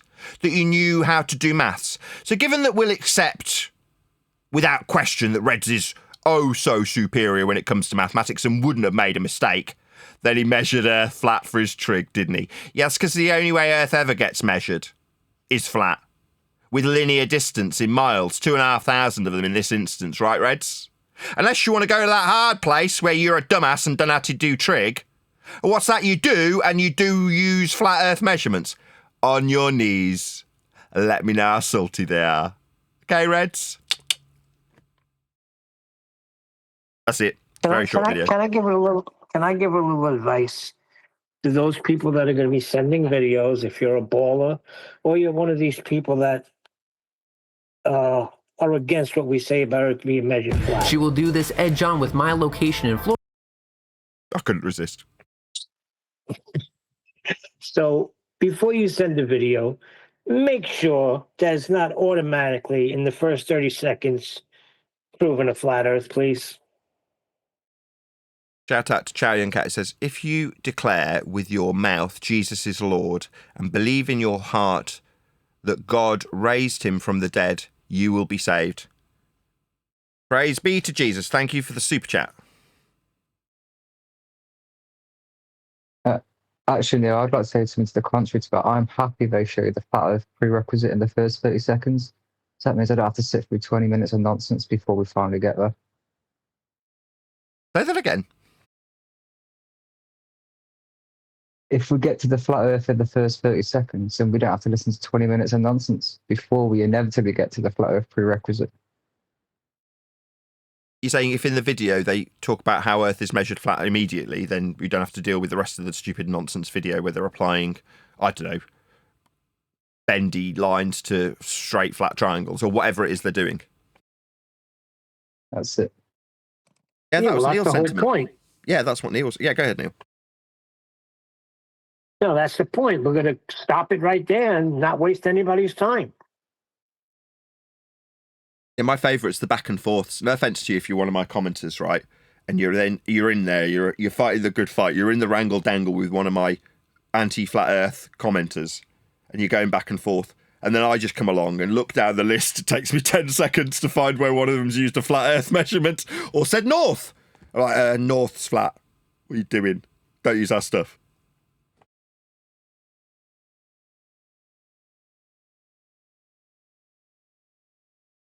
So we started the show early today, in case anybody's joined late in the show. I'm utterly exhausted, so I'm going to see if I can get a snooze. I'm going to be going out for a curry with Craig later, and I haven't slept in about 3 weeks. I just can't. I've had a lot of stress. So that's starting to dissolve, thank God. In light with the suture. Thank you very much again, Charlie and Kat. But yeah, so we will end up being a little bit earlier ending today than we are typically, as far as the clock is concerned, not as far as the duration is concerned. So we did start about a quarter of an hour early. So can I ask a question? How are things going? Are you making progress? We haven't done anything other than what I took stock of when I was telling you what I'd got the other day. I haven't had a chance. I mean, yesterday my wife was out at a gymnastics class, so no, not really, not in the day. But that might change, as we find, my wife and I, time to do these things. But that is a limitation. I've got to be honest. I didn't expect more to be piled onto my desk. I was hoping that the book would be taken off my desk, and therefore, in turn, so would the microphones. Instead, there's more on my desk now than ever. So that's partially why I'm kind of stressed. There's an increase in work when I'm at my I'm beyond the limit of what I can physically do, Neil. So it's now a case of where do I find... Do I just forego the 3 hours sleep I'm getting and do it then? Well, I mean, I'll figure it out, Neil. I've figured it out in the past. I'll figure it out now. But that's unfortunate. But that is a bit of a slight concern. I don't have enough hours in the day. Well, like I said, I know how you're going to feel like you can't trust anybody anymore. But there are people that do have your back and will help you out. Just reach out to a few of them. I don't know, maybe Paula, Bible U, she'll help. She's already offered it, coincidentally. Yes, Yes, she has already offered it. So yeah, there are people who've already come out of the woodwork to say they'll help, and everybody that's contacted me said they've got my back, they're very disappointed, blah, blah, blah.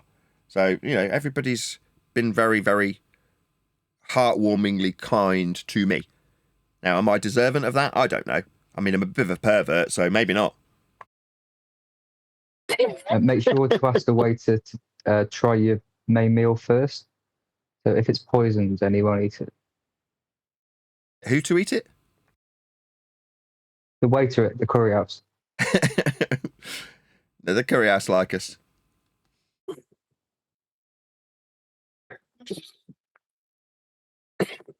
Well, some things happen in life and you just got to go roll with the punches, baby.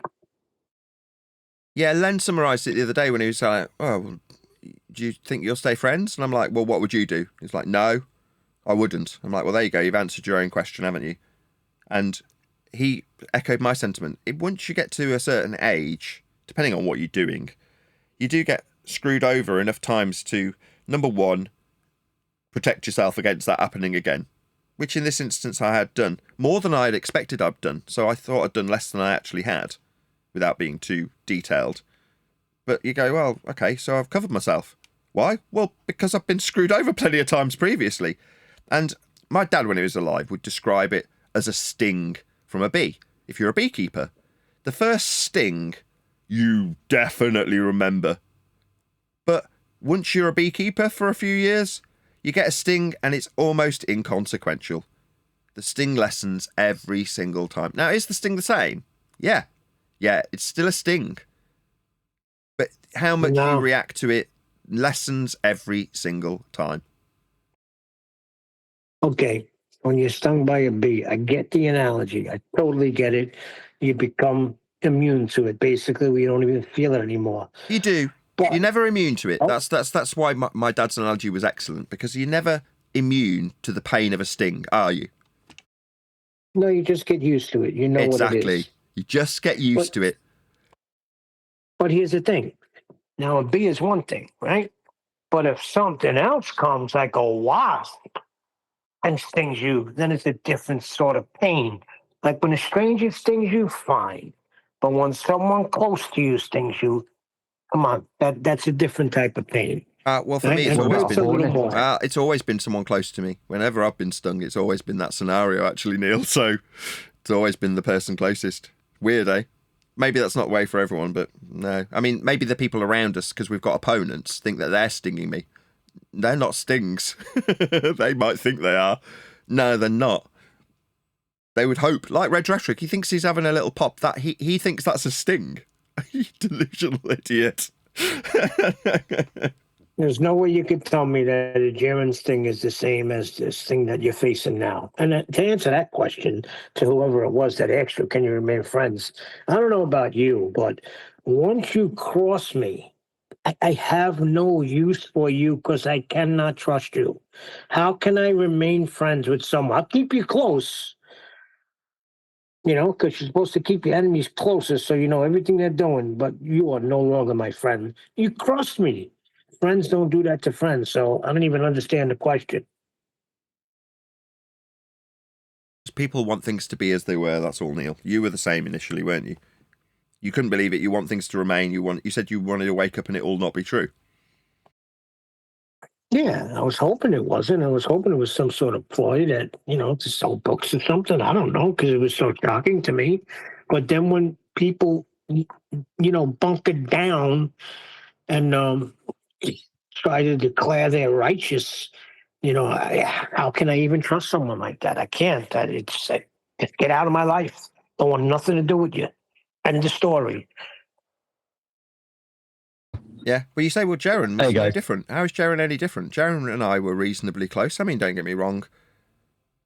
He's across the pond in the same way as other people across the pond that I've become friendly with. But we're in an age where the communication is so good that you can get quite close to people without necessarily meeting them. Same with Patricia Steer. I mean, I did actually meet both of them in person, but that's not my point. It's not a great example because I did actually meet both Jaron and Patricia.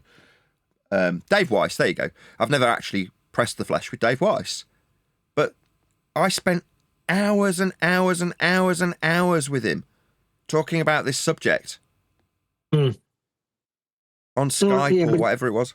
Good. He wasn't your mentor, though. No, but by the same token, it's, a relationship that you build up with somebody that you trust. So how is it any different? They weren't on the panel every day. Yeah, they were. Was I was always on their shows, my shows. They were all, we were the potato crew. You weren't around, Neil. You weren't there to remember us in that way. how long did that go on for? Years. Okay, all right. So then, okay. People probably can't picture this. Like, what, you, Dave Weiss, Patricia Steer, Jaron, all peas in a pod? Yeah, before Bob came on the scene. Yeah. Isn't that amazing? Yeah. Now, there were certain people that never made their way into the group. Now, these were the original OG Flat Earthers, but did Eric DeBay ever join in with that group? No. Did Math Powerland ever join in on that group? No. There were certain people that remained on the outside that were part of like the OG crew of Flat Earthers. And there were certain people that were involved with Jaron, like Smokescreen Design or Matrix Reload, who again faded into obscurity in this subject. But they were all in a group originally with Jaron. Well, where are they now? People come and go. People get forgotten about. And that's really what this current situation is about, isn't it? Not being hello. Say again? No, I said hello. Hello. How's it going, Eli? It's going well. Sorry I wasn't able to grab you, Neil, when I had the pitch data conversation. How did it go? But admittedly, it was first in our mod chat, and everyone was there, and everyone likes it. Now I will say, you're not getting no credit, Ryan. Somebody literally said, I like it, as long as Brian didn't say it. And I was like, now you being super petty. I said, yo, everything I just said literally came from Brian's mouth. Come on, right? There you go. The bottom line is, it's all good. Were they all American? Just as we were talking about being racist towards Americans, were they all Americans? No. Not all Americans? Mm-mm.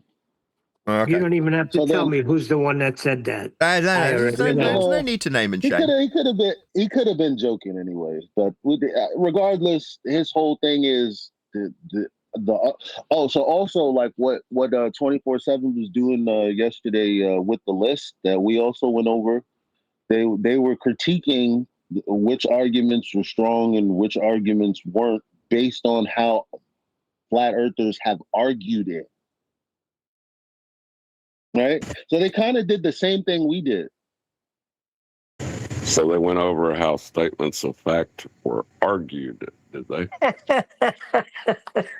Well, give me something on the list, and we'll see if it's a statement of fact or not. Okay. Elevation profiles. Eli round up. Go ahead, Eli. I'll give you an example. What was one of them that was super terrible that I can remember?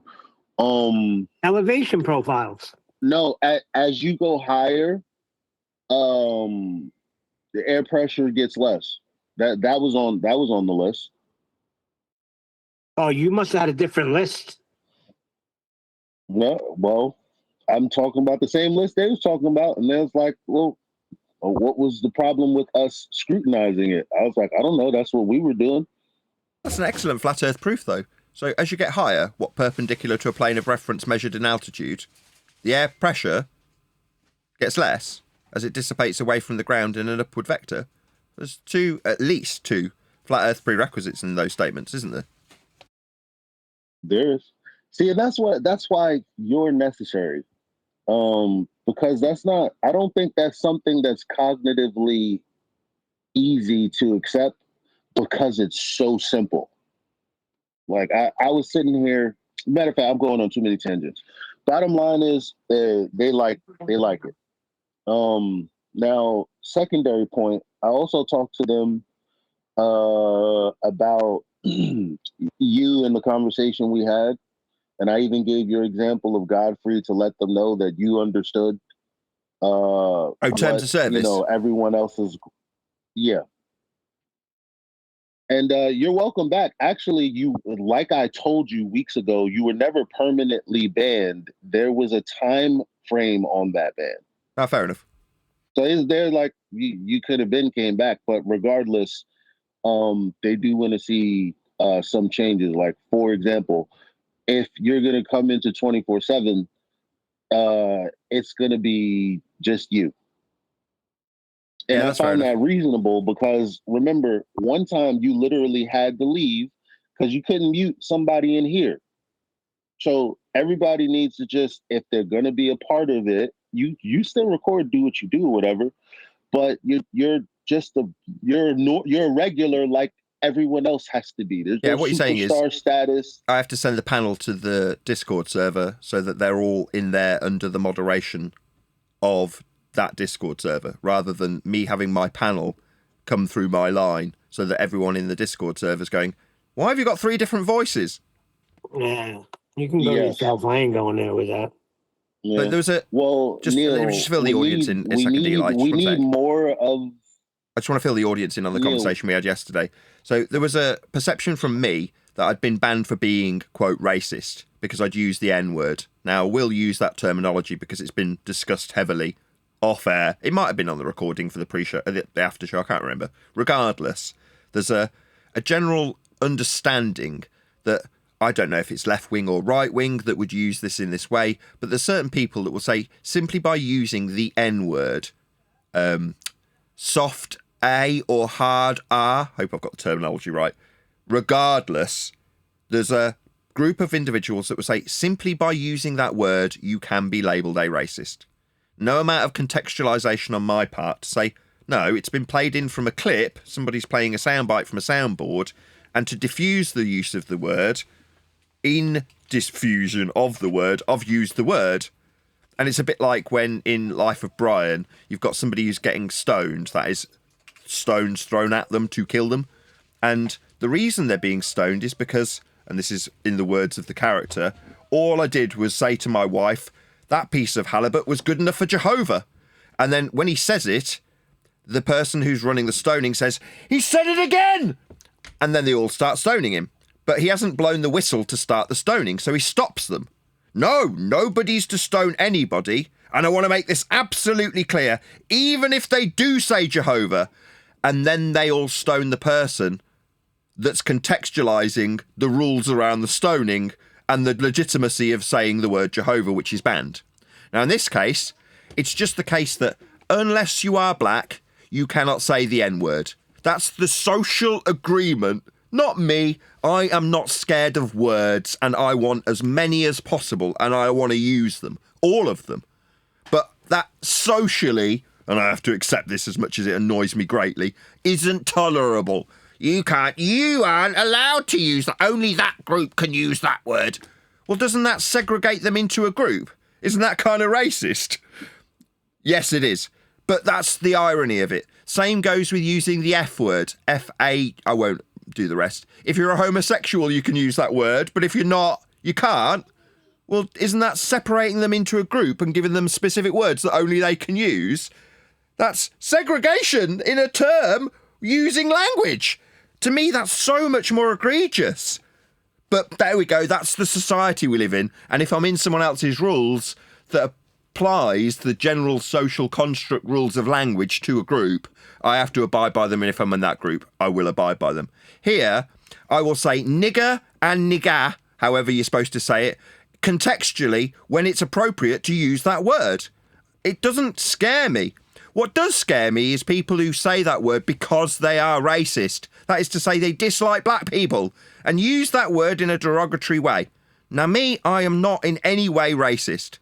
All I want to talk about is how Earth is flat. That's my only motivation. The groups that are deemed groups, in this case black people, that in itself, to me, seems incredibly racist. But there we go. That's just my view on the matter, and it will never come up again in the politics server if we do go back. Yeah.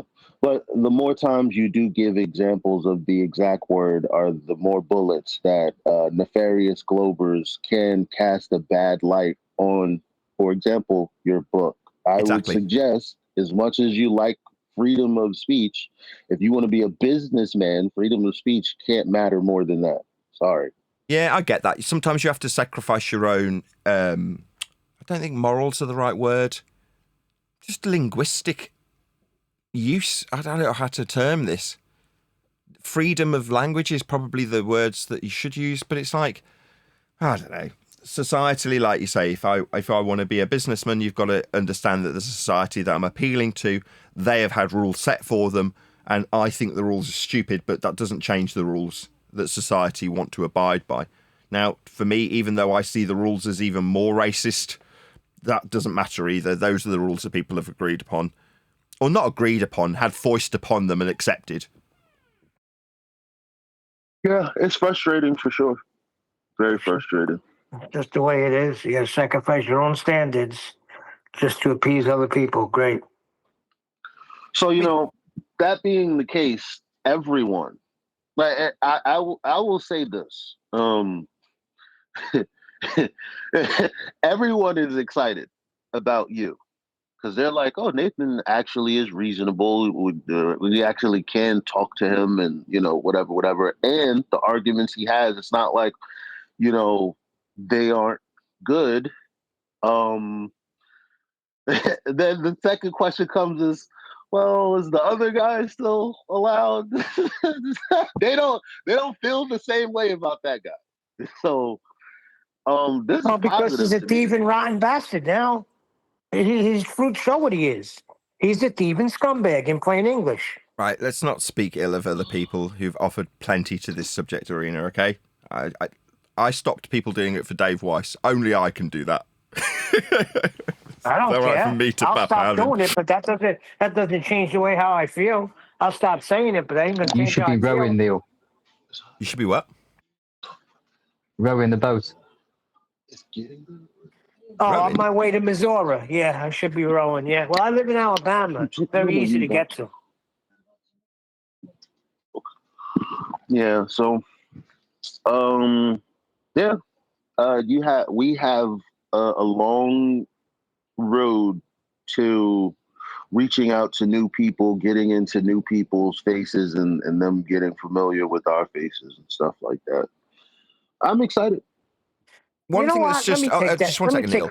I just want to focus on one thing that Eli just said a second ago, which was intriguing to me, and it reminded me of something Anthony Riley said many years ago about his introduction to the curve calculator. So you said that sometimes the arguments that we put across are just too simple to be true, as in that's how the perception is. Well, how can that be the case? You're just saying that the distance is flat and linear and straight and horizontal. Yeah, it is, yeah. Like I've shown with red rhetoric, applying it in a straight, linear, horizontal fashion to a triangle. Yeah, it is just that simple. But they're using it and not mentioning it. But if you don't know that, you don't know that. It seems too simple to be an argument, doesn't it, Eli? That's what Brian was annoyed at yesterday. He's like, don't come to me and tell me that pitch data is a frickin' argument. It isn't. It's just measurements of Earth as a flat plane. There's no ifs, buts, or ambiguity when you look at measurements. To turn them into an argument is part of the game. However, he did qualify that while explaining that. And that qualification was what I led with, that everyone accepted. So he couldn't not do that and be justified. He did it himself. Yeah, I get annoyed with it, and he cuts us off when he's doing that, because we'll just say, well, Earth's just flat in this particular part of your example. It's like, yeah, but you can present that, and because it's so simple, people will go, yeah, but flat's not flat then. And you've got to take them through how no, flat is flat, or it wouldn't do what you've got to see in the measurements anyway. Now, that's the bit that frustrates me, because I'm like, it's just measurements. Take them or leave them. That's my current attitude. Yeah, that's my stand on it too. You could do all you want, get into all of that stuff. Once I see it's flat and it's measured that way, I'm done. I'm good. Game over.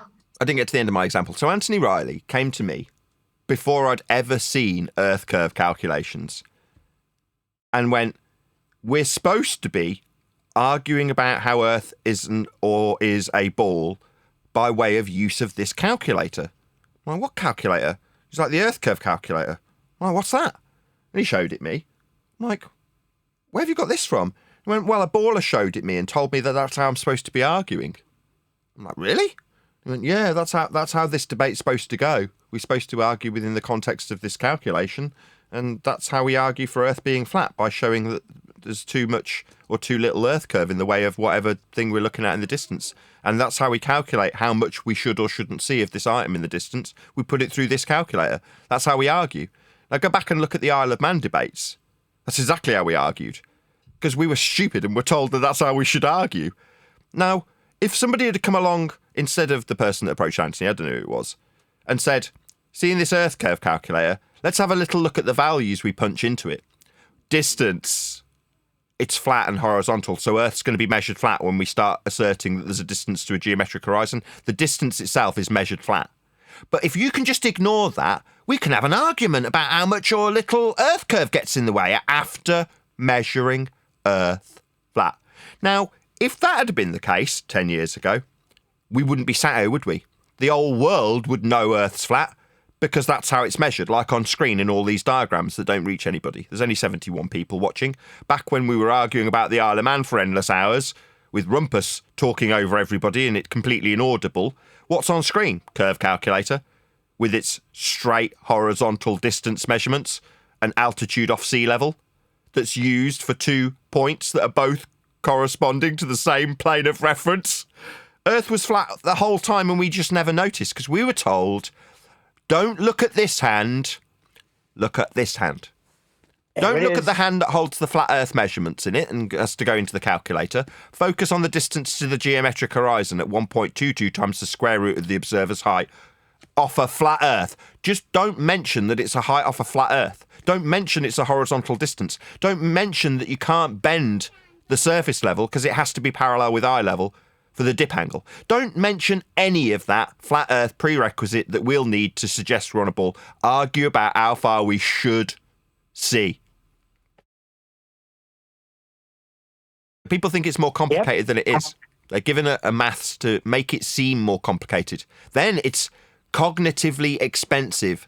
So do you remember when we covered that Irish girl and she's explaining about how if something's given to you repeatedly, it seems like that's the thing that you should focus on because you've already had it figured out for you. But if you've never had it given to you and you're presented with something that seems on the surface quite complicated, that's Earth curve mathematics, you go, this seems complicated. I don't want to dedicate that much mental effort and energy to this. So what's the conclusion? Well, the conclusion is we're supposed to have a geometric physical sphere edge for a horizon at 1.22 times the square root of the observer's height in feet. Now, if I say it that way, I don't include that the distance is a flat Earth measurement and the height's a flat Earth measurement and surface level's parallel with eye level, flat Earth prerequisites, all three of them. Now, if I don't mention any of that, you just hear the conclusion. We've looked at Earth, we've measured Earth, we put it through this calculator and we can tell you where Earth curve resides.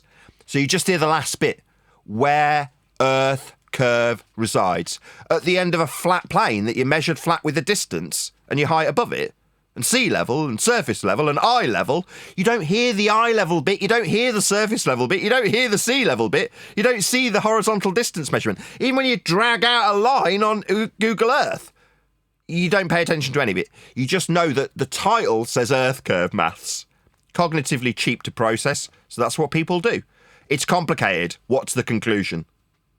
And once you're into the complex nature of it, you are dedicating your mental capacity to figuring out how the functionality of Earth curve maths works. You're already begging the question that there's an Earth curve. They've already won. So make it complicated, make it cognitively expensive to deal with. That's the game. Then you ignore all the flat Earth measurements. Yeah, that's called a great trick. Great tricks are never seen. Yeah, but they're always really simple when someone shows you how the trick works. Now, I used to work when I was young and I'd just left home on a magic stand with a guy called Ray in Stratford-upon-Avon, where there's plenty of people out there looking for theatrical things to do. And we'd be juggling fire with each other and doing play fights, slapstick, all that sort of stuff, to try and generate a crowd to sell our magic tricks to them. But there'd always be the audience who were buying the tricks really amazed, and you couldn't tell them how the trick worked until they paid you. Because if you did, they wouldn't buy it off you. As soon as you see the trick and how it works, suddenly it's not worth the £5 anymore. But if you've paid the £5 and then you show them how the card trick works, they've already paid. No refunds. But the trick's never as good when you know how it works. Now you, my audience, know. That's why I've got to be censored. The trick's really simple. Measure a flat earth and say it's a ball. That's it. That's the trick. It was really simple all along. That's a good point. Once you know the trick, it's like, what? That was it? Yeah. Like with but it looks so grand. Yeah, like with the fighting. Me and Ray would look like we were beating the living daylights out of each other, like we were in a full-blown fight where people called the police. Because we were good at it. That's to say we rehearsed and figured out all the sight lines where we would do this, right, on the Bancroft in Stratford. So you'd know where people could see where I was punching him. And from this angle, you can see I've missed his face by a mile. But from that angle, it looks like I've just knocked him out. So once you know the trick and you go, well, this is how it's done. And they go, well, show me. Ray, stand 90 degrees to how we would normally. There you go. That's how it's done. Well, you're not even touching him. No, that's the whole point. It's called slapstick. When he does that, he slaps his thigh and you hear a... and it sounds like he's been hit in the face. Well, he hasn't. It's slapstick. People don't realise that that's how most fights are done. When they see it on the movies and they see the behind the scenes, like, I knew that all along. No, you didn't. You suspended disbelief when you watched the movie. And that's all people are doing, suspending disbelief for the Glurf religion. That's all you're doing. You're suspending disbelief. When you put it that way, it makes it so obvious, like how he whistled right past it. When you said even you're drawing out the straight line on the diagram, you're not picking it up. Holy shoot, they had us tricked. Yeah, you have to hide the sight lines, mask them with other things. You know, baffle you with bullshit, give you too much information, make it... It's more an information overload rather than my analogy to hiding sight lines. So when you're describing slapstick, all I'm describing is one guy stands here, one guy stands here, and from your perspective, the fist is actually hitting the person. It isn't. It's going past the person, but you can't see it from this line. It looks like you're hitting them. Well, that's it. It's really simple to hide a sight line. Well, in terms of Earth curve mathematics, you're not hiding sight lines. You're just overloading people with information, making it cognitively expensive to process. Then you don't see the trick. That's it. Oh, I see. You're looking everywhere else but where you're supposed to be looking. Yeah. Information overload. Exactly. With that, I'm going to say a huge, massive, enormous thank you to both Discord and G Plus panels for making today's live show possible. But if you are watching this on either Nathan Oakley 1980 or Nathan Oakley premiering streams, then stay tuned, as there will be an after show to follow. Have sex with your wife, bro? Oh my god, bro. I don't know. I don't know about this.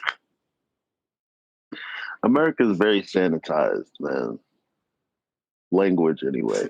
It's crazy. Yep. So, is Refracted here or no? I don't see him. He did come in. He just dropped out earlier. No, because he had sent me a message that he contacted certain people and they don't care. So yeah, he sent me that. That. Yeah, he sent me that too. Well, all right, so that's that then. Said, hey QE, I just found out about the situation between you and Nathan and Adam and Nathan.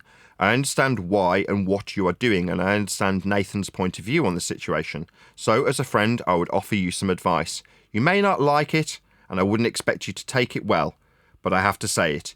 You and Adam are on a loser and are, at this moment, performing a criminal act.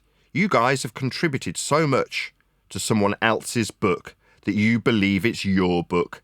However, Nathan had proprietary ownership of the conceptual workshop the book was created in, as well as clearly recorded and documented authoritative position on what was the final say.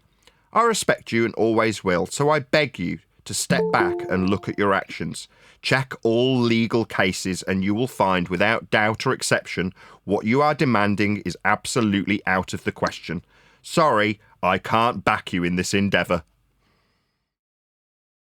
Well frickin' written. Wow. Yeah, that was well written. It reminded me. Nice. It reminded me that AI said, if there's some type of thing that would stop you from suing the pants off QE, he would help you do that himself. Like people are. Yeah, that's the thing that's warmed my heart so much, because you don't know if maybe you're in the wrong, maybe you're in the right. Then a few people turn around and say, "Oh, I absolutely support you. They're complete scum. They've ripped you off, or are trying to blackmail you, con you, extort from you." And you're like, "Yeah, what are you going to do?" I see your point. I do see your point now.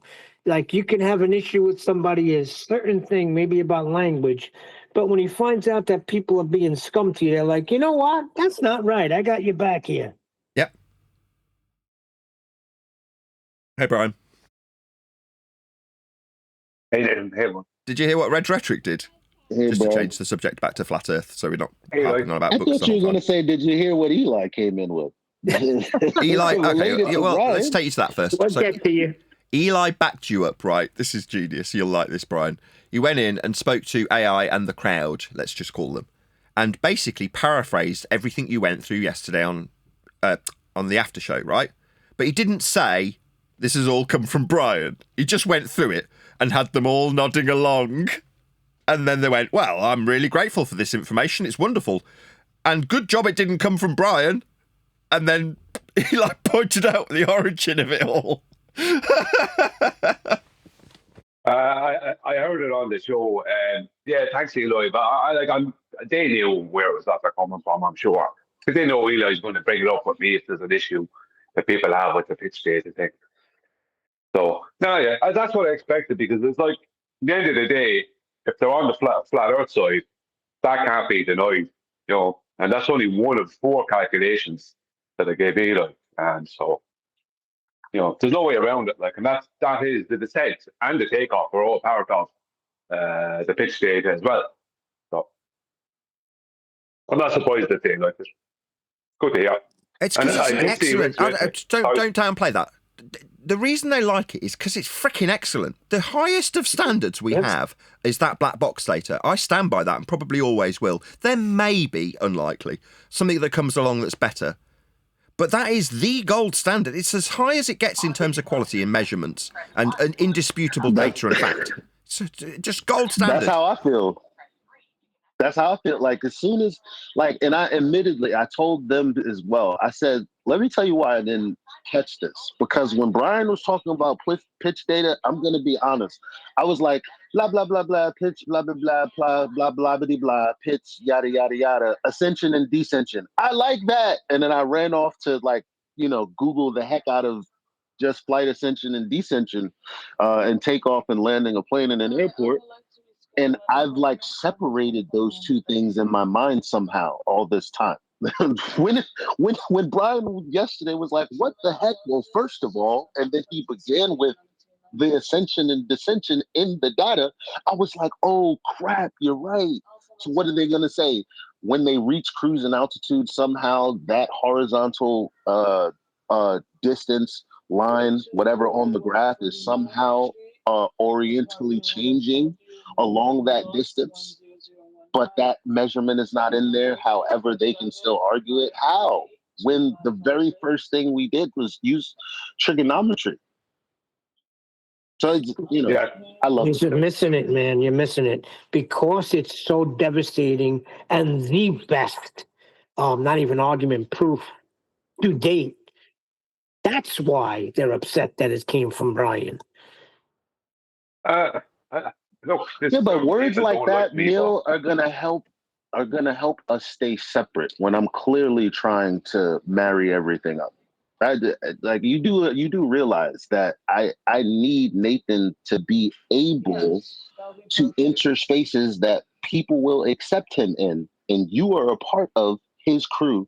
And so you not accepting the spaces or the people, Like just the words that you're speaking too highly and too highly and too lowly of others, regardless of how you feel. It's going to rub too Talking many about you people the came in wrong and way. said that as long as it didn't come from Brian. I mean, you can't hide the fact.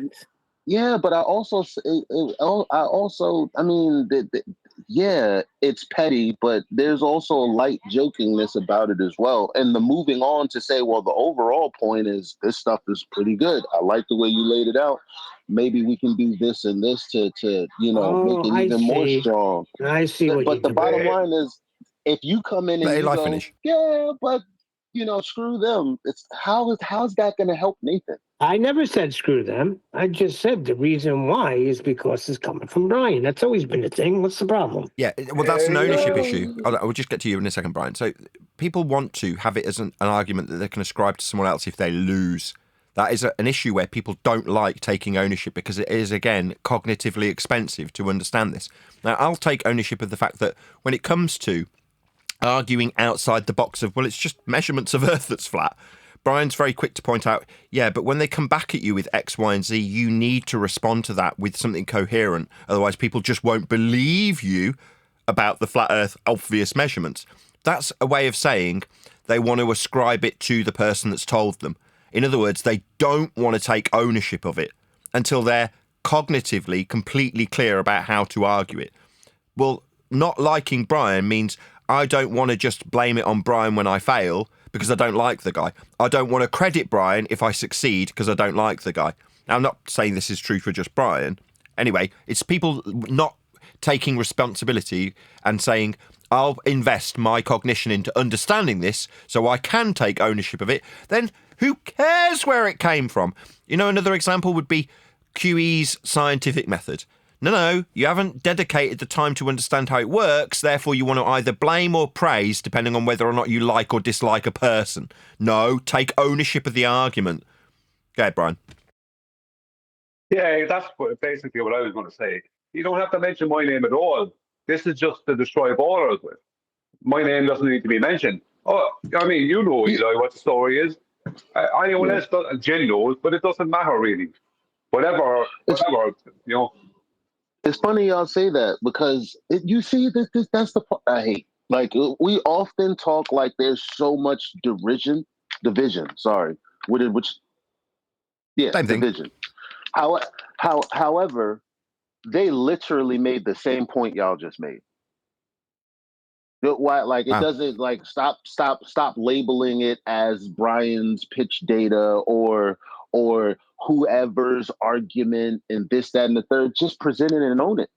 Yeah, and own it if you lose. Label these things. But I thought that was always the case. Well, it is, but people don't want to. People want to pass. They want to kick the can down the road if they fail. This is what it really boils down to, right?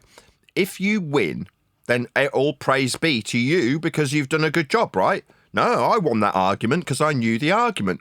But if you lose, well, it's Brian's fault. It's Brian's crappy pitch data. Yeah.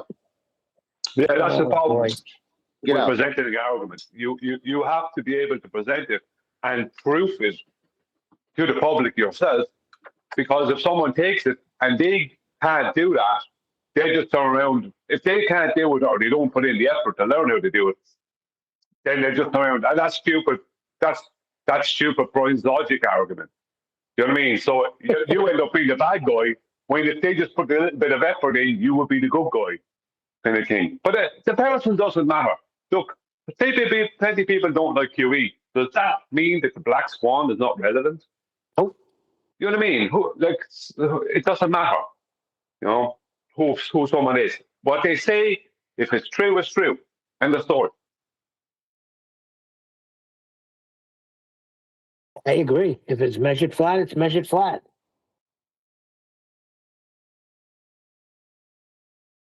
Yeah, but it's about being able to. It's about being able to take ownership. Now, I didn't get to the further point, which is if you fail to make your argument, and I say your argument, we'll just paraphrase that slightly so the context is correct. Let's call it Brian's argument. If you fail because you haven't fully understood it, that isn't Brian's failure. It's yours. So ownership means that you are rejoiced if you succeed and damned if you fail.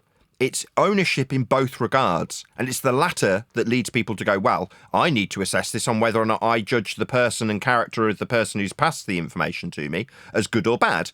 No, just assess it for whether or not you understand it. And if you do, present it. And if you win, nobody's going to turn around and go, well done, Brian, if you win with this argument. No way, it's yours. Yeah. But if you fail, I'm nearly done. I'm near 10 more bloody seconds. But if you fail, it's on you also. You have to own that failure. I'm done now. I was just going to say, as soon as you grab it and bring it up, it is now yours. I don't get what's going on here.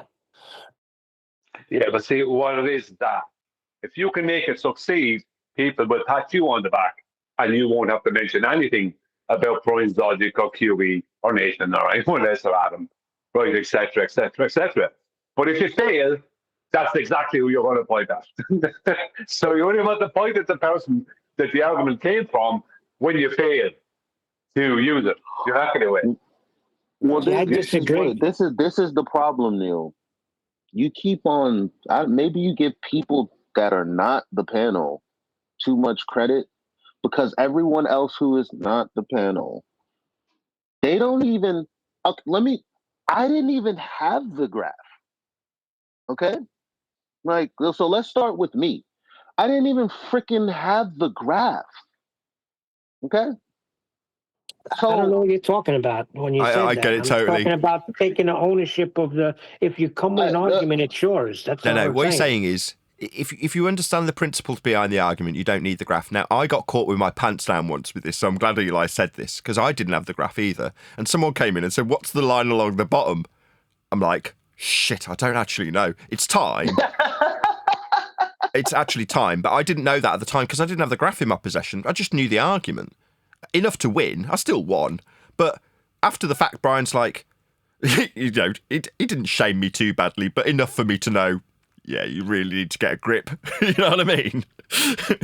But even further to that, like, and this is what's brought, like, the same way we're talking about it is the same way we were talking about it yesterday, and saying, like, for God's sakes, like, you know, we're just gonna screenshot, you know, QE's thing, like, like, it's not like, or we're just gonna screenshot the graph. For God's sakes, we have the PDF, and I was like, that's true.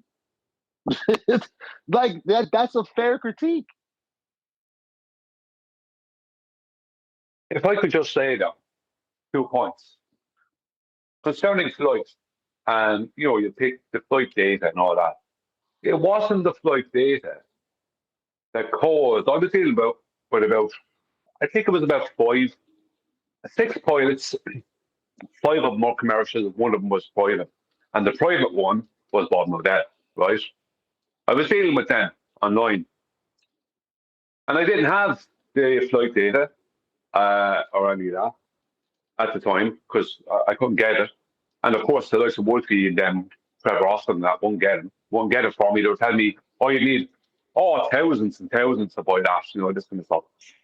But it wasn't that caused the pilots, the people who actually fly, and I could verify that these people were pilots. It wasn't that.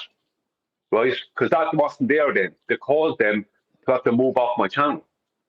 It was the lift effect. The thing no one ever took notice of. Yeah, the commercial pilots who actually fly the planes, once I brought that up, immediately it was a major problem. They just knew it. There was no way around it. And that's why I promoted the lift effect, the lift effect, the lift effect. But nobody caught onto it. Because there's certain things within that have to, there's certain things that the plane has to do to generate lift, or the pilot has to do to get the plane to generate lift. And they knew this made it impossible for them to do that, to be flying around a sphere. And once I brought that up, that was it. I got abused. Or like there was no way to deal with it. They couldn't deal with it, just the lift effect. So that was before I ever got the flight data and that. Now, with the flight data and the takeoff, descent, whatever, you know, sure, it's easier, but maybe. But the lift effect was the thing. So if I was talking to a pilot, I'd bring up the lift effect before I bring up the flight data. because the commercial pilots, when they brought that up, had a major issue. But people didn't realise the importance of it because because you pick it up with some random bowler, maybe they wouldn't know. They wouldn't, for them, because they're not doing the job and they're not flying the plane. They're not taking into account the importance of what it is. But commercial pilots were, including Wolfie, once they brought it up, major problems. You know something, Brian? Do you remember that time when I was working in New York and I was telling you that this kid I'm, talking to about flat Earth, he's training to be a pilot? We had this show on, and he was always going against everything. But when you were talking about lift effect, he stood silent and never said a word to me again. He basically understood it. Now, I don't know if he's a flat earther now, but that's true. I've seen it happen live. Yeah, because it's certain things that when you bring it up, the person who does the work, right, they know because they literally use that, there's no way past that. For surveyors, it was angular size, the measurement of angular size. And that's my second point. The actual, if you want an argument that matches the whole flight argument, it's the measurement of angular size, especially of an angular size of a mountain at a distance, right? Because that kills them. Because a surveyor knows what has to be in place for that to work. Not only do you need perspective to exist, which doesn't exist in globe maps, but in our core maps, but the point is that you can measure a mountain 100 miles away, the angular size of that mountain 100 miles away, and just subtract your elevation, right? Just measure it. If you know the distance between you and the mountain, right, you can determine, right, that due to their measurement, that would make the part you measure 8,000 feet, and you know you're 1,500 feet above sea level. That means the mountain is 9,500 feet. Do you know what I mean? There is no ifs, buts, or maybes about that.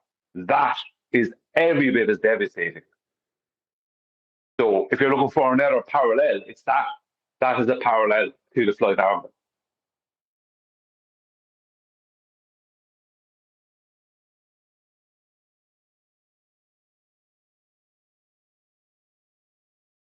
That silence is people going, that sounds cognitively expensive, Brian. I don't really understand that term too much, Nathan, but I know what you mean by it. I know what's coming from that guy's video. Basically, what I'm saying is that flight, there's no better argument than the flight argument, but there's one that's good, and one of those is the measurement of angular size in general, but especially in surveying, because they're measuring the angular size of a mountain at a distance. Then you have the use of trigonometry in surveying, where you're measuring a whole area in between 2-3 mountains, stuff like that. But the angular size measurement or point is easier, let's just say, for people to get or to make, right? Maybe, but yeah, that's because if you know your elevation, right, and you take the angular size of a mountain that's 60 miles away, and due to that angular size, that because you know the distance is 60 miles between you and that mountain, that has to be a straight line distance, and your measurement means that the part you measured, the angle within the angle, makes that part, 5,500 feet, and you know you're 2,000 feet above sea level, and you then add that on to the 5,500 feet, then you know that mountain is 7,500 feet. That can only happen if mean sea level is a horizontal plane of reference. That's the only way for that to be possible.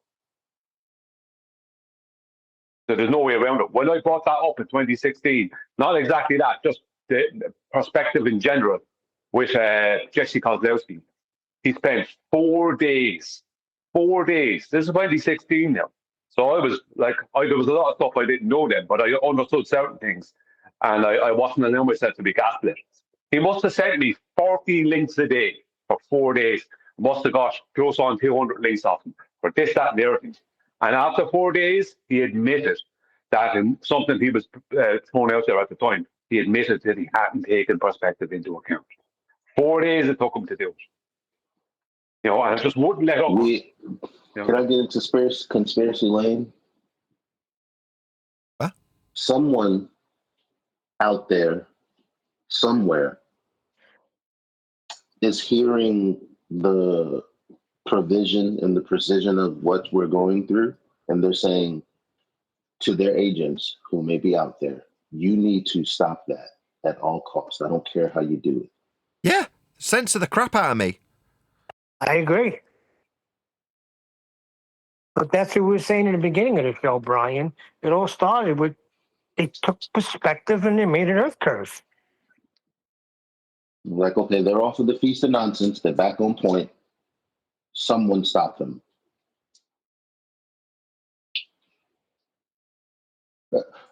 You know, I sometimes think because remember, the Black Swan wasn't responded to for a few days until, you know, the ballers finally, you know, religiously parroted refraction. But even when you drilled into their arguments, they all argued from different. They had different premises about what was happening. You know, some are using what the like light rays, and some are just flattening out the plane. Like they're coming about it at different ways, which, you know, they're trying to figure out how to delegitimize the argument because they didn't actually have one path to rebutting it because there's no rebuttal. But I'm just your friendly neighborhood retard. So what do I do?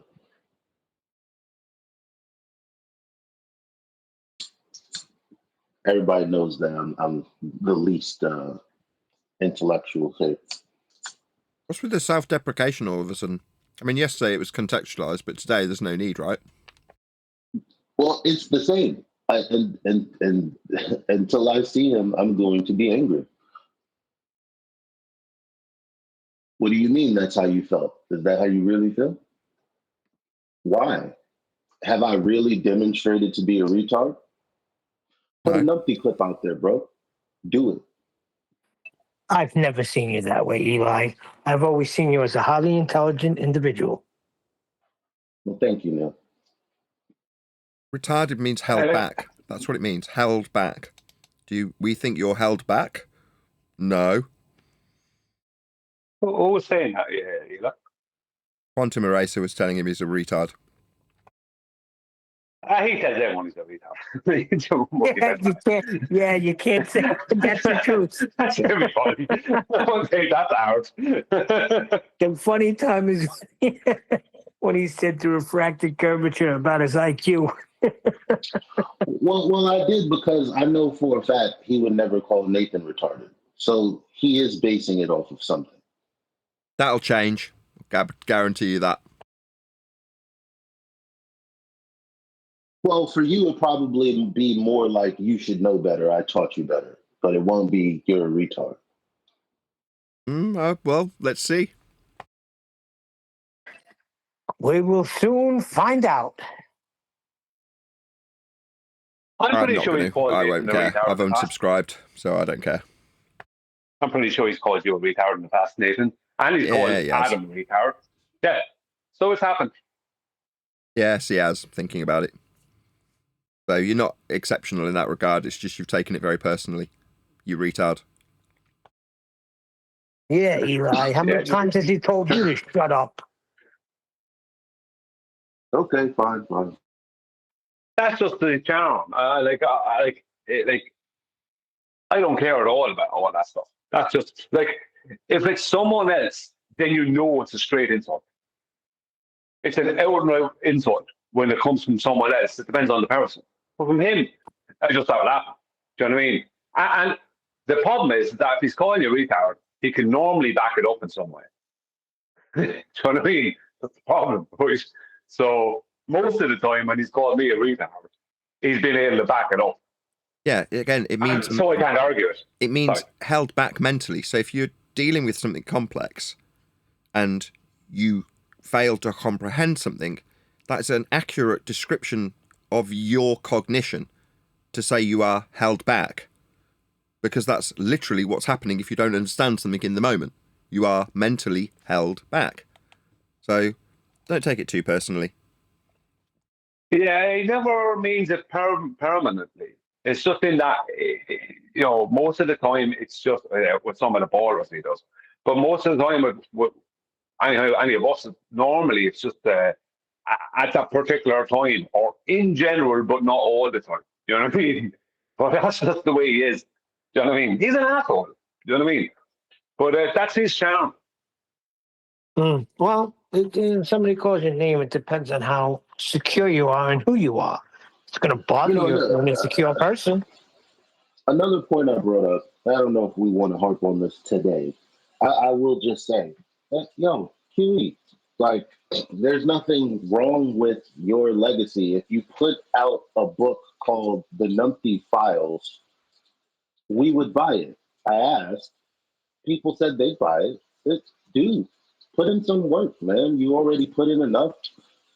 You're missing it. They feel they have put in the work already. That's the point. No, but what I'm saying is, we understand, for a not retarded man, someone who's not held back understands that he can't in any way take this and leverage it for his legacy or success. That's going to blow up in his face the way he's doing it. So if he's not retarded, he understands that. So he doesn't. Do your own thing. Let me just correct you. No, he is actually retarded. He thinks my legacy can be his legacy because he's retarded. That's the problem, you see. He'd say it the other way around. He'd say that his legacy will be your legacy. Do you know what I mean? So there's that disconnect going on between both of you. So then it comes down to what's being done. Well, we're writing my book, in this case, edited by Adam and QE. They think because they've edited a book that it makes it their book because they've helped me acquire the arguments back to ownership. So because I've been taught the arguments, the story of me is the story of QE? No, it isn't and never will be. Mind you, what we've always said, well, actually, our friend AI brought this up, and Brian, you have said that you're a good judge of character, and you've given QE and Adam as examples in the fight against AI. Well, now that they have done this, you might say there's some wiggle room in your assessment, because honestly, you can never really know. That's the truth that you didn't expect QE to do. No, maybe QE, not Adam. Right or wrong? No, because I've spoken with QE and Adam. You see, I gave the example the other day, Eli. You listen to this. I gave the example, and Nathan agreed that if, what they were looking for from Nathan is to have their names on the cover as co-authors underneath Nathan's name. Now, if they went about it a different way, right? And Ted Mann agreed with this too when I put it to him. If they went about it a different way, if they just sent Nathan the file and then approached him and said, when he was asking for it, when Adam was coming back off a holiday or whatever, and then approached Nathan and said, look, we think that it would be only fair if you put our names on the cover as co-authors, as, we put so much work in there. And if Nathan said no, and he would say no, and I knew he would, before he even brought this up with Tent Man, because Nathan already said that he would say no. And when I brought this particular scenario up with Nathan the other day, he confirmed he would say no. The point is that at that point, if they appealed to the panel and the wider audience, everyone would be on their side and think it would be, most people at least, maybe not everyone, but most people would be on their side and say, it's only fair because the work they put in, all they're asking for is their names on the cover, blah, blah, blah. So they would be the good guys in that scenario, and Nathan would be the bad guy. But because of the way they've gone about it, because of the way they've gone, just one second, I'm not trying to have an argument with you, I'm just saying, because of the way they've gone about it, they're the bad guys and Nathan's the good guy. Yes, they were looking for the same outcome. Do you understand what I mean? I look at it differently. They might have been. Hold on a second, Eli. I look at it totally differently. I look at it like Nathan could never have looked any other way than he looks now because they lost sight of whose book they were writing, Brian. That's the problem. Yeah, but yeah, but the problem is, Neil, you're not taking into account the scenario I'm talking about. You're taking Yeah, I have to say this, Neil. You're blinded by your anger towards them. No, so not at all. See, Brian, now you're insulting. Hold on. Now you're insulting me. No, that's not true, Brian. Insulting you. I can back it up. I've assessed the whole situation, and I've come to the conclusion that they were in delusional world if they thought they were doing anything else. So actually, they're being held back from what was actually being done.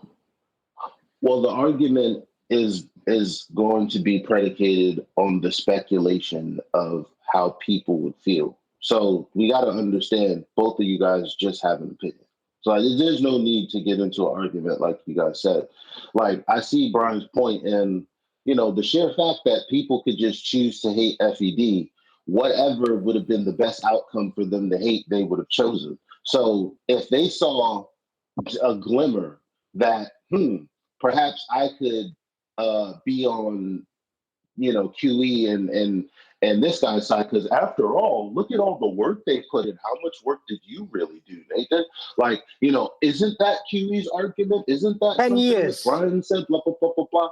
So what I'm saying, what Brian is saying is, even for nefarious reasons, not just for justified reasons, but like people could literally have, made them some sort of good guys in the public opinion's eye. Here's the thing. When that whole stuff was going on with Brian and AI would sit in freaking rooms and just try to freaking redo the story and try to put in people's minds his justification. Oh, why he's right. I don't know about that. He did. Hold on. He did. I told you he did, Brian. He did. And I did not listen. I would not take it on board. I listened. Just like I wouldn't listen to Adam or QE try to justify their treachery. I cut them off right at the knees. There is nothing they could say that could persuade me that they're in the right in any way. Now, you call it blindness. I call it discernment, Brian. I didn't call it blindness, Neil. What I said is that you are being blinded by your anger. No, anger is just the end result of it. What's been happening? No, I'm not going to just focus on you because that's not fair. What's happening is, because of this debacle between Nathan and QE and Adam, what's happening is everyone is turning on each other when the crux of the matter is not actually being really addressed by everyone. I can understand people are unhappy with the way that it's happened. I get that. But that's why I use the scenario of it going a different way and how the roles will be reversed, yet the same outcome will be looked for. The point I'm making is that people are saying, oh, Adam and QE are just this, that, and the other thing, right? No one would have said that 3 weeks ago. But I mean, is it that they just suddenly became evil robbers? That's not what you said. The moment you hold something back from what don't belong to you, then you become what you are. Well, let's just you could be a good, well-to-do Samaritan one day and a murderer the next. Yeah, but we're not talking about that much of a swing of the pendulum yet, right? There is a grey area, and I don't like grey areas, but there is a grey area here, and that's why when I brought up the scenario, no one can really deny that scenario. But what's happening is you have people like, let's just say QE is attacking you, right? Now, he's attacking you, right, in a way he wouldn't have done a couple of weeks ago. But there's people attacking QE and Adam in a way they wouldn't have done a few weeks ago. And the thing about it is that that's bitterness and anger and hate that's going on there. And what I've tried to do, right, even though a lot of people have said, oh, I hate that it's falling apart, I hate this, that, and it's all coming apart, split down the middle, I have tried to stop that happening And I am the only one who has tried to stop that. I literally have tried. Wait a minute. No one else has tried to stop that. I would say I'm typically the person who's like, those are the things, the emo buttons that I'm usually like clued into. Like, I definitely tried to stop it from happening at all times, always before any of y'all tried to stop that from happening. Yeah, but I'm talking about this specific event, not other things, just this specific one. So I'm not talking about your past and you doing it in the past. I'm not talking about this specific one. It seems like people want it more than they don't want it. They say it's coming apart, I hate this, but then they want it because they want to get nasty. It's like these people have built up anger with each other for no reason. Well, like you said, there is a gray area. You know that, again, what you're saying right now is the sentiment everyone shared in the mod conversation I had yesterday. And these are making excuses. So it's not, we're not even on your point. So don't tell me what I'm doing is excuses. I'm not even talking to you or to your point. So my whole thing is everyone feels like something is going on. But the bottom line is not everyone, a lot of people, and Nathan has said, many people have come to him. A lot of people have wanted a change. So people are looking at this as a change that could, even though it's really screwed up right now, could be a net benefit for FED and the whole community. You could do what you want. All of you could do what you want. Once someone shows any characteristics of betrayal, I don't want to have nothing to do with anybody. I can't trust them anymore. Yeah, but everybody betrays, everybody lies, everybody deceives. We're all human, Neil. You know that. What I didn't hear you. I didn't hear what you said, Eli. If I took that stance, I would trust nobody. Because who could you trust? What I said was that at the end of the day, we all lie, we all cheat, steal, deceive at some point because we're all sinners. To say I could never trust or forgive, Eli, well, yeah, I can. Once somebody betrays anybody, how am I going to trust that they won't do that to me? Once you betray somebody, that's it. There's no, you've done it. I mean, if there's a repentance, hold on. If there's a repentance and an acknowledgement of it, where, oh, that freaking came over me, but, I have a change of heart and let's try to reconcile, then it's a different story.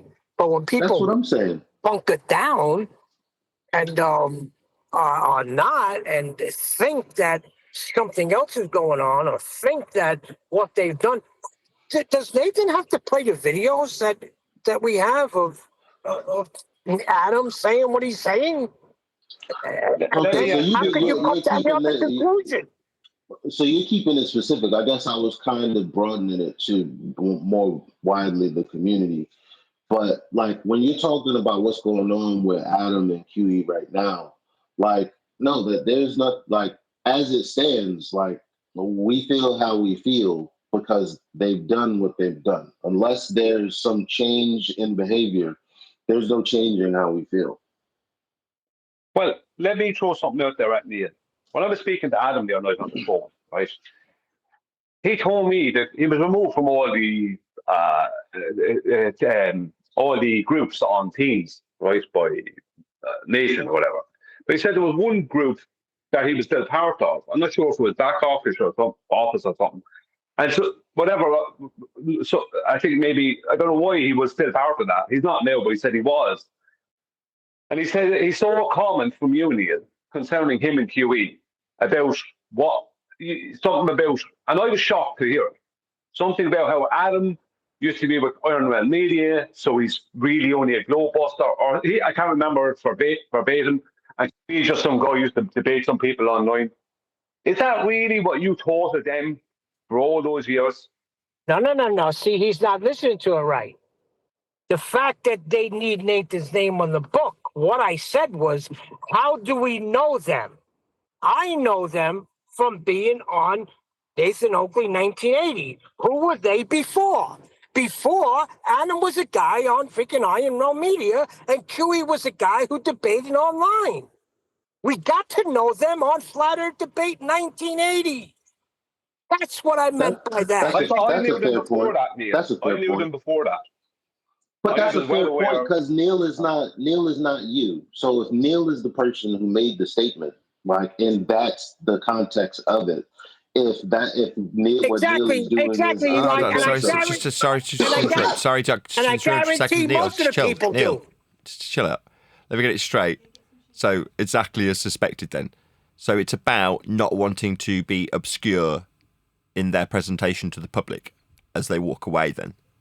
And in order to achieve that, they need to be parasitical to me. That's what I'm hearing. How dare you assert that we were nobody until we came to Nathan's show? Why would you want to ask me permission to be on my book then? That wasn't Adam's point to me. Right? That was not his point. Right? What Adam took from it was, right, and this is another thing, Nathan, that you're thinking that they're thinking that way. Do you think Adam and QE need you as much as you need them, or any more or less? I just let that clear straight away. I don't need them at all. Yeah, and they don't need you. This is the thing. Jolly good. Well, Adam. So if they, and that's not true. Stop. That's not true. If they don't need me, why the fuck are they asking me permission for anything? So just stop. That contradicts that statement fundamentally at its core, doesn't it, Brian? If you don't need me, then you don't need my permission for anything, do you? No, they don't need right, you. So let's get that straight. Let's get that straight, because you're going to piss me off right quick. They absolutely need me. They wouldn't fucking ask me for permission for something, would they? They asked you to put their because they need my permission, don't they? They asked you. So because they need my permission, don't they? Yes, so they need. So they need something. They don't need you at all for anything. So why the fuck are they asking? You're contradicting yourself. Because they were writing a book for you. For me? That's why. Well, they interjected. Oh, they were editing a book. They interjected themselves in that process. Sorry, so hold on. Brian's under the apprehension that suddenly they've come up with a first draft, that it wasn't a fifth draft. No, not according to them. That's my point. Well, that's just a fact. I've got it. Brian, stop. Brian, stop. No, it was, whether they lie to you or not, a fifth draft. They started a completely fresh. Sorry, are you not hearing the words out my fucking mouth? I am hearing you. Don't shout at me. Repeat after me. Repeat after me. Fifth draft. That's not how they see it. I don't give a fuck how they see it. It's a fact. Well, you should give a fuck because they have the book. No, they don't, Brian. That's where you're wrong. No, that's where you're wrong, Brian. The fifth draft was recorded by me every step of the way, and the third, second, and first draft. That they think it's a new book. No, it's a fifth draft. It doesn't matter if you have it on your recordings. The point is they have it. The point I'm trying to get to, right, that I didn't get a chance to get to. What do they have? Adam. Sorry? What do they have? My fifth draft? That's not how they see it. Yeah, I understand. You keep telling me. Sorry, Brian. Stop telling me about how they see it. You're denying facts, Brian. Are you going to deny that it is factually the fifth draft? Well, they see it more. Oh, well, it's a yes or no question. Are you, because they feel it's theirs now, because you've been convinced by them, that you're going to deny the fact in the matter that it is factually a fifth draft? Because that's the fact in the matter. It's not about being convinced by anyone, Nathan. It's about what their position is in comparison to your position. No, not at all. You're saying they feel like it's theirs. Well, factually, it's a fifth draft of my book. Fact. Okay. But that doesn't matter. You say that. No, how dare you? How dare you? Shut up. How dare you tell me it doesn't fucking matter? Yeah, it absolutely does matter. So their feelings are what matter about this, as opposed to the fact it's my fucking fifth draft that they've robbed. Their feelings are inconsequential. I don't give a fuck how they feel about my fifth draft they've stolen. They've stolen the fifth draft. Now, does that mean that I don't own possession of the fifth draft? No, I've got it all logged. It's just going to involve a fuck ton of more work that they were supposed to be helping with. So while they were telling me that it's my book that they were helping me edit, they were lying and feathering their own nest because they felt it was theirs. It wasn't ever theirs. It was my fifth draft. Now, you've been taken in by what they feel about it. No, I haven't. If you actually listen to what I said... Said it didn't matter 10 seconds ago. What I said... Said it didn't matter. What I said... That's not what I said. I said other words with that, but you didn't hear it. I'll say it again. I said it doesn't matter if you say that a million times. That is not how they see it. Doesn't matter how they feel. The facts in the matter are, it's my fifth draft with my name on every page.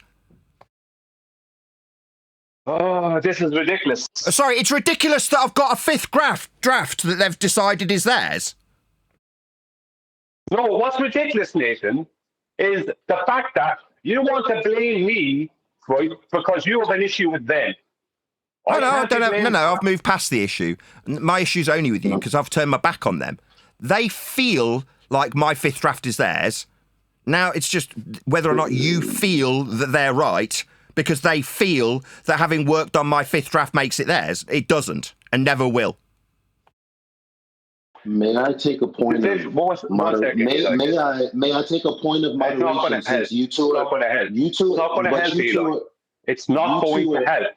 Leave me speak to Nathan, please. The person I don't need a moderator. Don't determine. Leave me speak to Nathan. Leave me speak to Nathan. Listen to how you're just going to make it worse. I can bet you $100 you're going to make it worse. Or you could just yield to Eli for a second. I bet you $100. Or you could have listened to what I said in the first place. I did, Brian. Yes, you did listen to what I said in the first place. You didn't listen to what I said in the first place. You didn't listen to what I said in the first place. Listen, I'll bet you that $100. This is really helping, Eli. You're helping Narrows a lot. Why won't you just yield to him, Brian? Just let him get his piece out for 10 seconds. I don't have to let anyone do anything, Nathan. I can just hang up. Okay, the $100, yes or no? Okay. The $100, yes or no? Okay, good luck to you. Goodbye.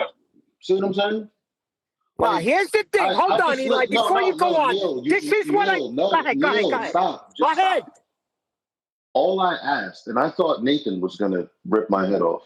Since you two have begun an engagement, do you not trust someone to step in if it's become circular and say, maybe can I add a bit of moderation?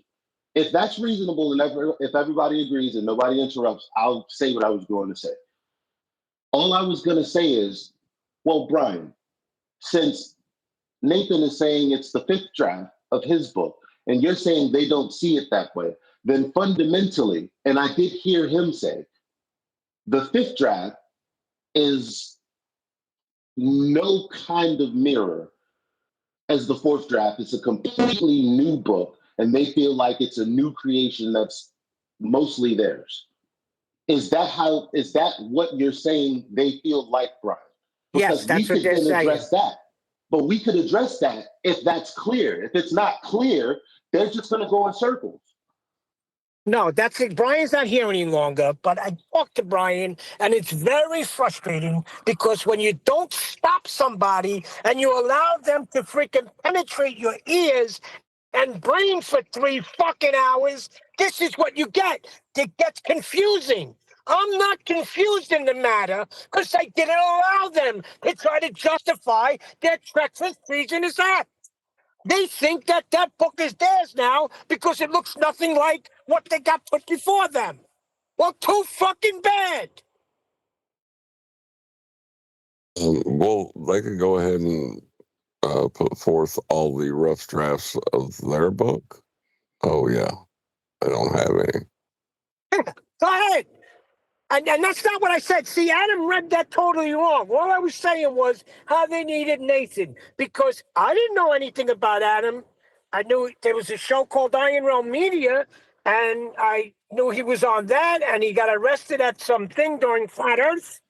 QE was a guy that freaking used to debate online. They became very popular when they were part of this panel of a show that's been going on for almost 10 years or above 10 years called Nathan Oakley 1980 Flat Earth Debate. Am I the only one that's getting this? Because I'm getting very frustrated. Yeah, so then the question then becomes, if that is exactly what Neil said, I just copy paste what Brian asked. Neil, don't answer because it's rhetorical. Neil, is that how you feel? If I was Neil, I would have responded, well, isn't that the case? What do you mean how I feel? Isn't that the reality? What do you mean? Yes. Is that so? What's the problem? Eli, that's what I would have said. I would have said there's no feelings at all. So then that begs the question: what was Adam's point to Brian in telling you that, if that's actually true? Well, because they got delusions of great. Go ahead, Adam. It's me, actually, but Eli summed it up yesterday when he was talking about working for a business owner. You're like, it doesn't matter if you've done 70 or 90% of the work for an employer. You're working for the employer. You can't turn around and say, well, that's mine now. I think Refracted Curvature gave it an example with a Lexus and a Toyota. If you've got designers working for Toyota, creating a Lexus, they don't get to take ownership of the Lexus because they've put their life... It doesn't matter if it took them 20 years. It's still owned by Toyota. Now they're saying, well, we put so much work in, we've changed it so much, it's ours now.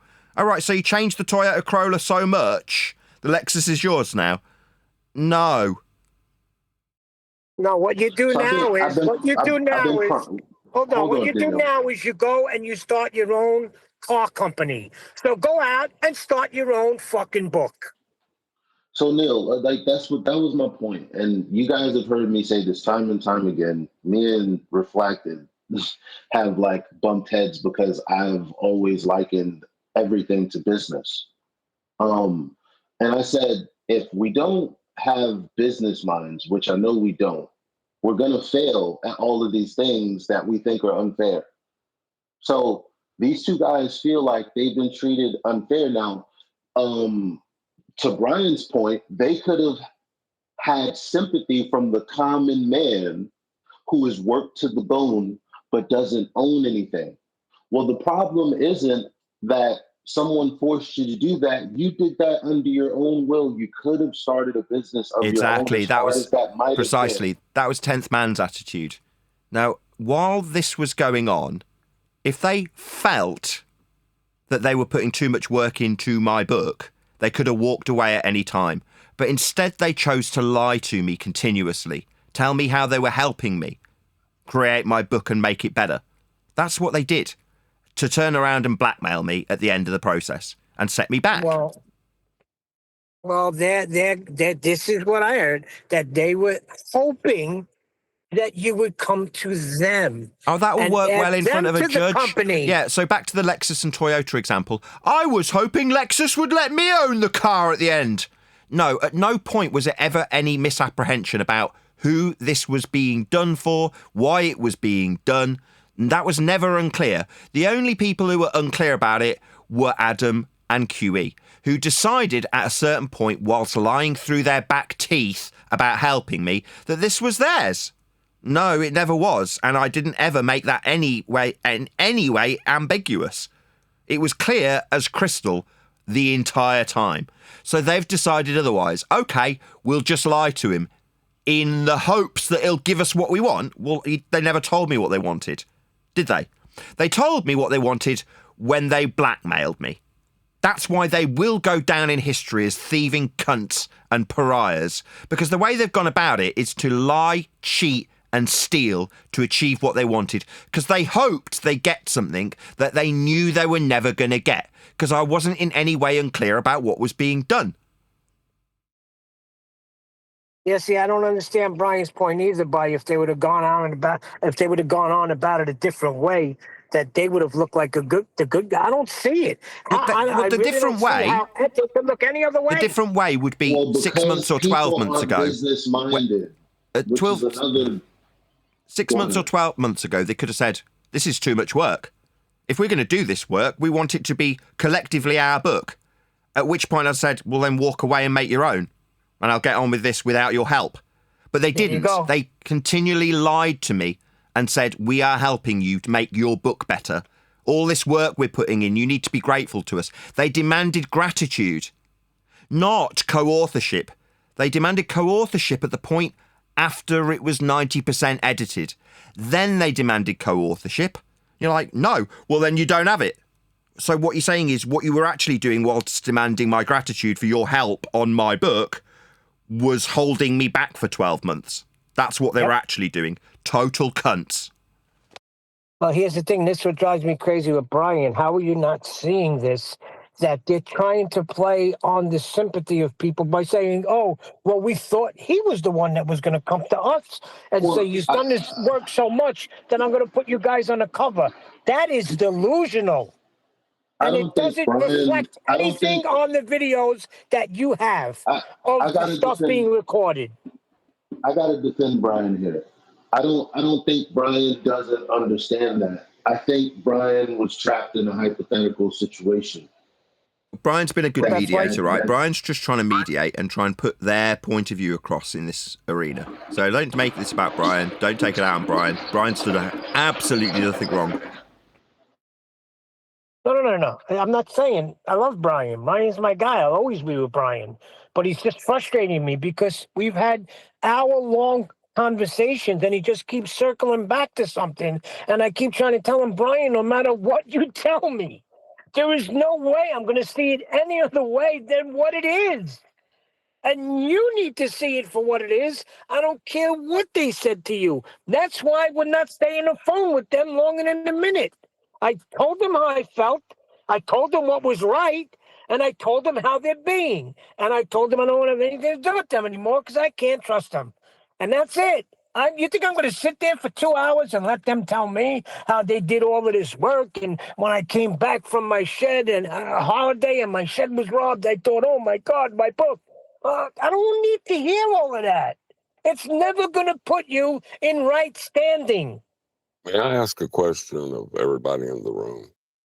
Anyone who showed up to any of the book editing process, did you ever show up under the misapprehension that you were coming to listen to or help with QE and Adam's book?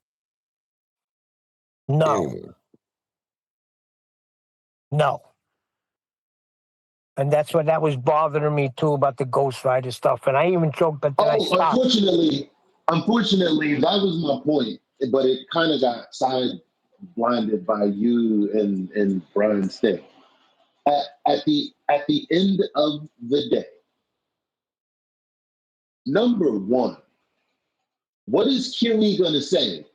Those are my arguments reworded. Hey, fuck stick. Guess what? You're the one that told me that the Black Swan is not your argument the moment it crosses my lips when I'm in a debate or a conversation with someone else. I am taking ownership of the Black Swan and it doesn't belong to you at that point. So which one is it?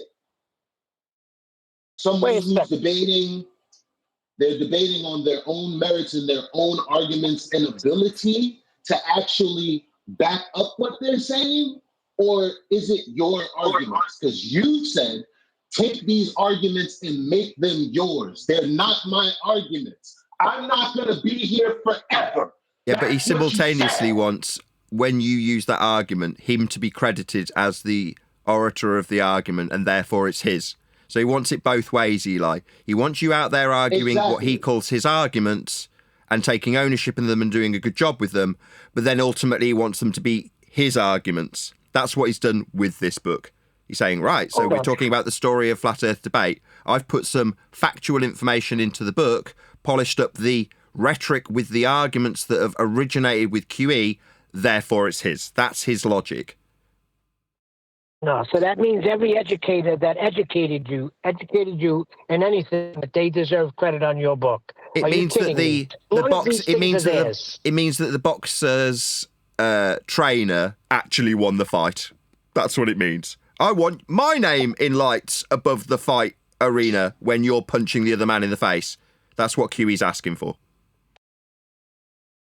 Well, now listen, when they come into the ring, it's Team Tyson or Team Holyfield, but who's the main guy on there? It's the guy doing the fighting, okay? Who's been doing the fighting for 10 years? Have they been helpful? Of course, without their knowledge. Come on. We all respect their knowledge. This is why they came and asked, right? They'd asked and said, can we get acknowledged? This is how they approached it with me. And I went, yeah. So it went from 10th saying, you just can't acknowledge anybody. You'll be here all day and it'll lose focus. So just don't acknowledge anybody. Not even me. Just don't bother. If you've got an example where you need to talk about what Simon Dan did, just don't use his name. Just give the example and then it won't be about Simon Dan. So just don't reference anybody. Now, after about 6 months of helping me, they went, really, we should be acknowledged. I went, all right, fair enough. And yeah, we need a bit in the book where it says contributors Adam Meakin and Quantum Eraser. I went, yeah, right. So I agreed. So everything carries on. So there's an agreement that they will be acknowledged. No problem. Then, no, we want to be co-authors. Oh, well, then you can potentially usurp me in terms of the ownership of this book. It's suddenly not passed down in my family name as my book, which is what was created. And John just asked the question. I'll ask it again. People who came in and helped with the book, who was under the misapprehension that it was QE's book or John or Adam's book? Was anybody under the impression that it was anything other than mine when it was in my... No. Right. What was on every single page as it was being written? Or rewritten, if they want to suggest that it was rewritten from scratch, which it wasn't. What's it based on? In Adam's own words, the skeleton is the story of me and Flat Earth debate for 10 years. Oh, what, you've written that from scratch, have you? What the fuck is he talking about? Brian's delusional if he thinks that the work which is being done about the story of me is suddenly theirs. But that's how QE sees things, isn't it? Well, you wouldn't be arguing these things unless I'd given you that. Well, that might be true. So part of the story of my journey involves you. That doesn't make it your story. Hold on there. However, the QE could have written a story about him and his journey. Yes. Through. Yeah. And that would have been acceptable. Alternatively, that would have been highly acceptable. I'd have been annoyed. Oh, you don't want to help me anymore. It's too much work. No, they didn't do that. They just continually lied to me about helping me. They weren't. They were helping themselves and demanding gratitude for working towards their own ends because they weren't helping me. They were helping themselves make their names on my book. They just didn't tell me. So they're deceitful. They'd already gained an agreement in terms of what they would get. They'd acknowledged it verbally, shockingly, because I've recorded it all. So I can just go back and go, here you go, here's you acknowledging exactly what you would get. Oh, you want more now? Now it's done, you want more? Selfish bastards, pair of them. They deserve to be seen the way they will be seen, as thieves and cheats and robbers, because that's what they've done. Lied continuously to my face. So I'm not pissed off at Brian, although he's going to take the brunt of it. He's done it so many times, that's why he's put the phone down. He's probably sick of me shouting at him, because he doesn't deserve it, and he doesn't deserve it. He's the only one who's been honest in this regard. He turned around and went, no, I don't want to help you write your book. So I won't. They went, oh yeah, we do want to help you write your book. Be grateful for all the time we're giving up for you and your book. All right, okay, thank you very much, I say. No, actually, no, that's not what we want once 90% of the work's done. Well, all they've actually done is set me back, cost me time. Yeah, and that's what they were hoping on, Nathan, that you would buckle under the pressure of all this time it's costed you. What, as they blackmailed me? me? To go back and redo everything. Yeah, Brian's under the impression still, because they're telling him that they've got control of a Word document. Unfortunately for those two idiots, I've documented the entire process. The reason I'm yelling at Brian that it's the 5th draft is because I can prove that fact. Yeah, I don't understand that it's a total different book thing. I do not get that at all. That drives me insane. Because they also said, well, give them back the book that Chuck's book.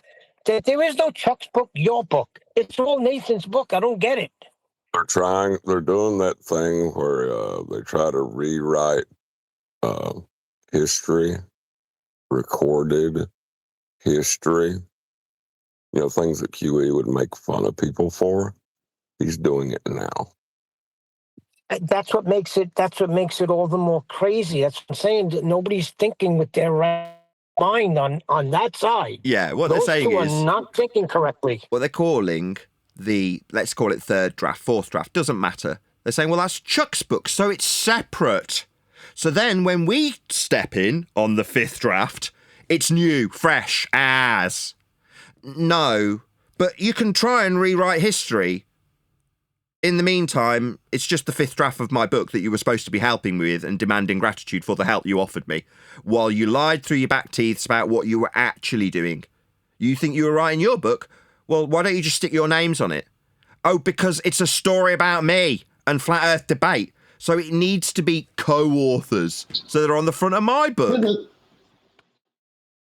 Here's another question.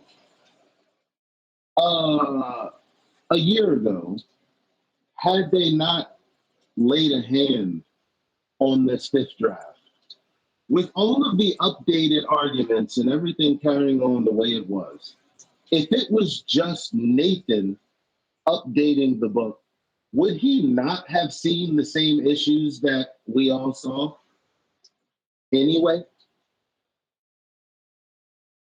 I don't know what you're asking. We can't ask that. We can't ask that because we can't go back. No. With Nathan talking about leading, with Earth being measured flat, elevation angles. Would he have not done that himself? You can't answer that. John's right. You're asking. It's like Brian wants to do. Well, had they ever approached you in a different way? It's like, well, they didn't, did they? What they did was blackmail me. Well, we've got the Word document. Yeah, you have. Well, so what? You're saying unless I accept that I kick you to the curb as editors and go through the recordings and transcribe it, well, that's going to cost me quite a lot of time that I haven't got. So what you're doing is saying you either give us your author credit on your book, or you'll have to go and transcribe it all. That's all they've really done. Okay, you think that the Word document's going to hold me back? Oh yeah, idiots. You didn't think I was recording the entire time? Obviously, you're a pair of retards then. Assume you're always recording. Wait, let me get something straight. You said they came to you and asked you for more acknowledgement? Yeah, co-authorship. That's more acknowledgement than was already agreed to. Before that, you said they wanted to be acknowledged, and you said, yeah, fine. You'll acknowledge that they helped you, right? They came and asked you that? Yeah. I feel so naive right now, because how come I didn't understand this right from the beginning? I feel so stupid now, because they were never helping you, Nathan. Yeah, that's the bit that cuts the deepest. They were telling me that they were helping me and telling me that they were giving up my time and telling me to be grateful, but they were never helping. And not only were they not helping, they were actually hindering me the entire time, weren't they? Now we know, obviously, they were nothing more than a massive hindrance. Well, as a matter of fact, if they own the book, why would they be holding it hostage from you until you agreed to put their names on the book? It's extortion. And just for the record, I've reported Adam to the police for exactly that. They are attempting to extort from me. That's extortion. That's the definition of extortion, what they're doing. And, yeah, and they arrest him. They throw him in jail because he's a scumbag. Adam is a scumbag. That's what he's doing. He knows he isn't entitled to it. That's why they've got to ask permission. And he's saying, we'll withhold this from you until you give us what we want. So extortion then. What a scumbag. My sister-in-law and even my cousin, they're teachers, and they're the ones that understand what co-authorship means. That means you have a right to that. That's why they're asking for it. They want more than acknowledgement. They want to be able to possess it as their own. And like you say, down the road, and he even said it in passing, that he's going to be in a bar one day, and I was part of that book, and his children are going to be like, yeah, my dad helped write that book. So I'm wondering how far back this has gone that they were conspiring this. And I don't care what anybody thinks. That's how it went down. John's question was the most pertinent. At any point, did anybody come in helping in the process? And you can hear it in all the recordings. There's dozens of people coming in, offering their assistance. At no point are they coming in and asking QE or John or Adam's permission for anything. At no point are any of the pages not labelled with my fucking name on them. They're just con men. What con man means? Not con man means. It means confidence man. So when they were giving me confidence in their assistance, they were fixing to rob from me the entire time. Con man. It's interesting that little thing I wrote offended Adam so badly.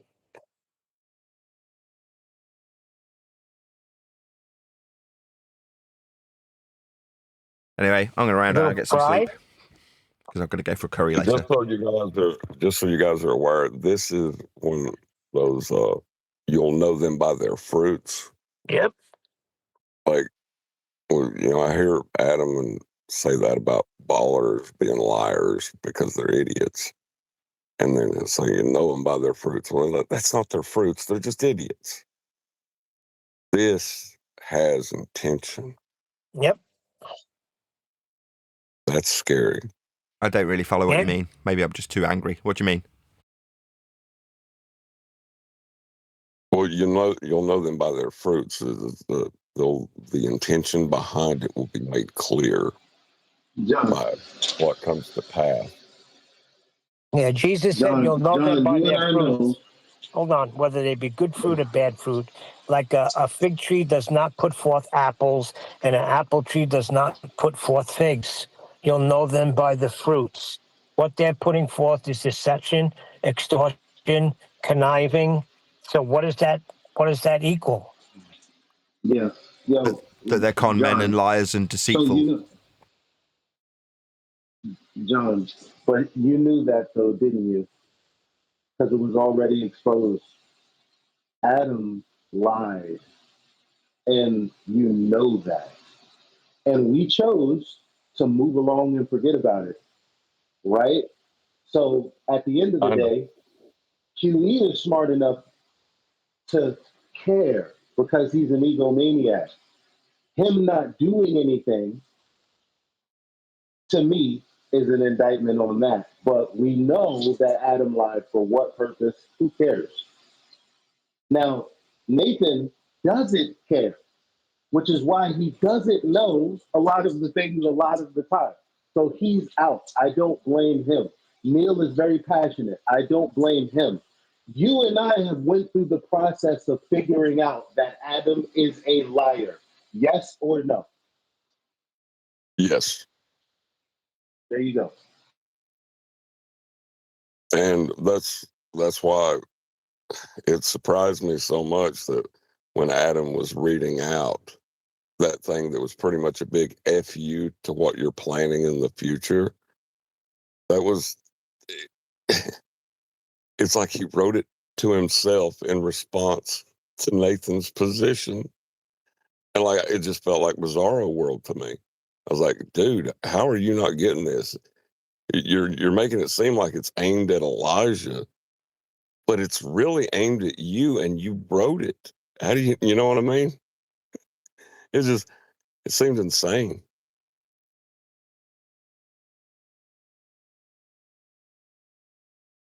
Yeah, what you're talking about is a disclaimer of who's owning the book, whose book it is, and the reason no one's getting a mention at all.